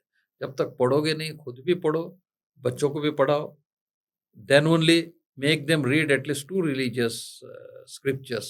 Then only I think you will be able to keep your Sanatan Vedic Dharma alive. Otherwise children will learn what others tell them through social media. और ट्रू। सोशल मीडिया का ये है, जैसे कि आप अगर इंस्टाग्राम में जाओगे, पाकिस्तानी लोग करोड़ों कमा रहे हैं। कैसे? इंडियन की टिक्स से, इंडियन के लाइक्स से। इंडिया कहाँ लाइक करते हैं, वो पाकिस्तान के खिलाफ बोल रहा है। It has become a fashion. Indian है, चाहे वो रविश कुमार जी हो या कोई एक डिसोजा बोल के लड़की हो, इंडिया के खिलाफ लोगों आपको फॉरेन में टिक्स बहुत मिल देते हैं, बहुत रेड हो जाते हैं। अरे अगर आप लोग इतना ही इंडिया मोदी जी खराब कर, एक तो मोदी जी 10 साल में ठीक किए होगी, उसका वीडियो अभी तक क्यों नहीं? मान लेता हूं मैं कि पूरा का पूरा मोदी जी खराब थे, एक तो कुछ अच्छा किया होगा, आपने क्यों नहीं उसका वीडियो बनाया? मतलब आपको एक अंदर से मोदी जी के खिलाफ एक ये है। एंड रविश कुमार जी का तो मैं समझ सकता हूँ, एनडीटीवी से उनका क्या नाता हुआ है। जो राठी जी को देखो, पैसे उन्होंने देखा कि he started with saying praises of Modi ji, he got no takers. So when he started anti Modi ji, the biggest attraction अभी ट्रकों में लेके कैनवासिंग में उनकी चलती है। दिस इज ऑल, चाहे वो सोशल मीडिया की जो अकाउंट्स आती हो या चलिए टेररिज्म हो, this is all money making, absolutely money making, nothing else. आप देखिए आपका when I was saying, you ask where this religious leader wants to take you, you see Pakistan. It's an Islamic country. Where is this today? You want to be there? Think you want your children to be there? Think you want your children to be ready to tie bombs and go everywhere? Think हो सकता है आपके आस 5-6 children हो, लेकिन वो आप ही के बच्चे हैं। एक मरेगा तो उतना ही दुख है जितने जिसके पास 6 बच्चे हैं। सो आई थिंक कि प्लीज नॉट यूज वर्ड एपिजमेंट। मुंह का एपिजमेंट था, उनको फायदा कुछ नहीं दिया है, उनको एक्चुअली एक्सप्लॉइट किया गया है। They should now realise this. Okay, चलिए फिर इसी बहाने खत्म करते हैं अपनी कन्वर्सेशन को। बहुत लंबा चला है कन्वर्सेशन, बहुत मजा है आपके साथ बात करके। ऐसी टाइप की कन्वर्सेशन जहाँ पे हमने आपकी पूरी जर्नी समझी, कोस्ट गार्ड को समझा, और आज हम शायद ये समझ के चल रहे हैं कि कोस्ट गार्ड कितनी महत्वपूर्ण ऑर्गेनाइजेशन है हमारे लाइफ में, हमारे सेफ्टी के लिए, स्पेशली जैसे मुंबई जैसे शहर, जहाँ पे मैं रहता हूँ, हम रहते हैं, कितने सेफ रहते हैं हम सिर्फ एक कोस्ट गार्ड के एफिशिएंट वर्क करने से। और जैसे आपने कहा कि लास्ट 28 स्टॉर्म्स हुए हैं और एक भी मछुआरा या किसी की लाइफ नहीं गई है, और बस इसी ये जो हमारी सबसे बड़ी शान हो रही है, हमारे आजू-बाजू जो तट तट रक्षक जो है हमारे, इनको सलाम। और बाकी आपने जो हमें हिंदुत्व, कर्नाटका, मोदी गवर्नमेंट, सबके बारे में जो आपने एक अच्छा-सा एक एक आउटलुक दिया, एक जो perspective the, coming from a person जिसने 37 इयर्स ऑफ हिज लाइफ हमारे देश के एक सर्विस में दी, इससे ज़्यादा वैल्यूएबल आपके कंट्रीब्यूशन टू द पर्सपेक्टिव्स हमारे जैसे यंग व्यूअर्स के लिए बहुत बड़ी ये बहुत बड़ा कंट्रीब्यूशन था। हम इसको बहुत वैल्यू करते हैं और we are very grateful for that. Thank you Satvik ji, अन्विष्की को और आपको हमारे हृदयपूर्वक धन्यवाद। और मैं चाहता हूं कि अन्विष्की ये जो पॉडकास्ट है climbs up high, it becomes one of the most viewed channel, and I am sure कि जो आपकी एजेंडा है जिससे देश प्रेम is one of the most basic thing of yours, the love for the country. It continues, and you, through your podcast, you spread that there is nothing bigger than the love for the country, for human being, whichever country he lives.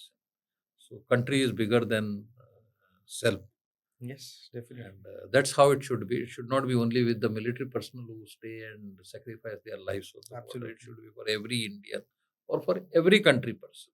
Thank you very much. And it was really a pleasure and a great time I had in your studio here. Thank you very much. Thank Jai you so Hind. much. Jai Hind.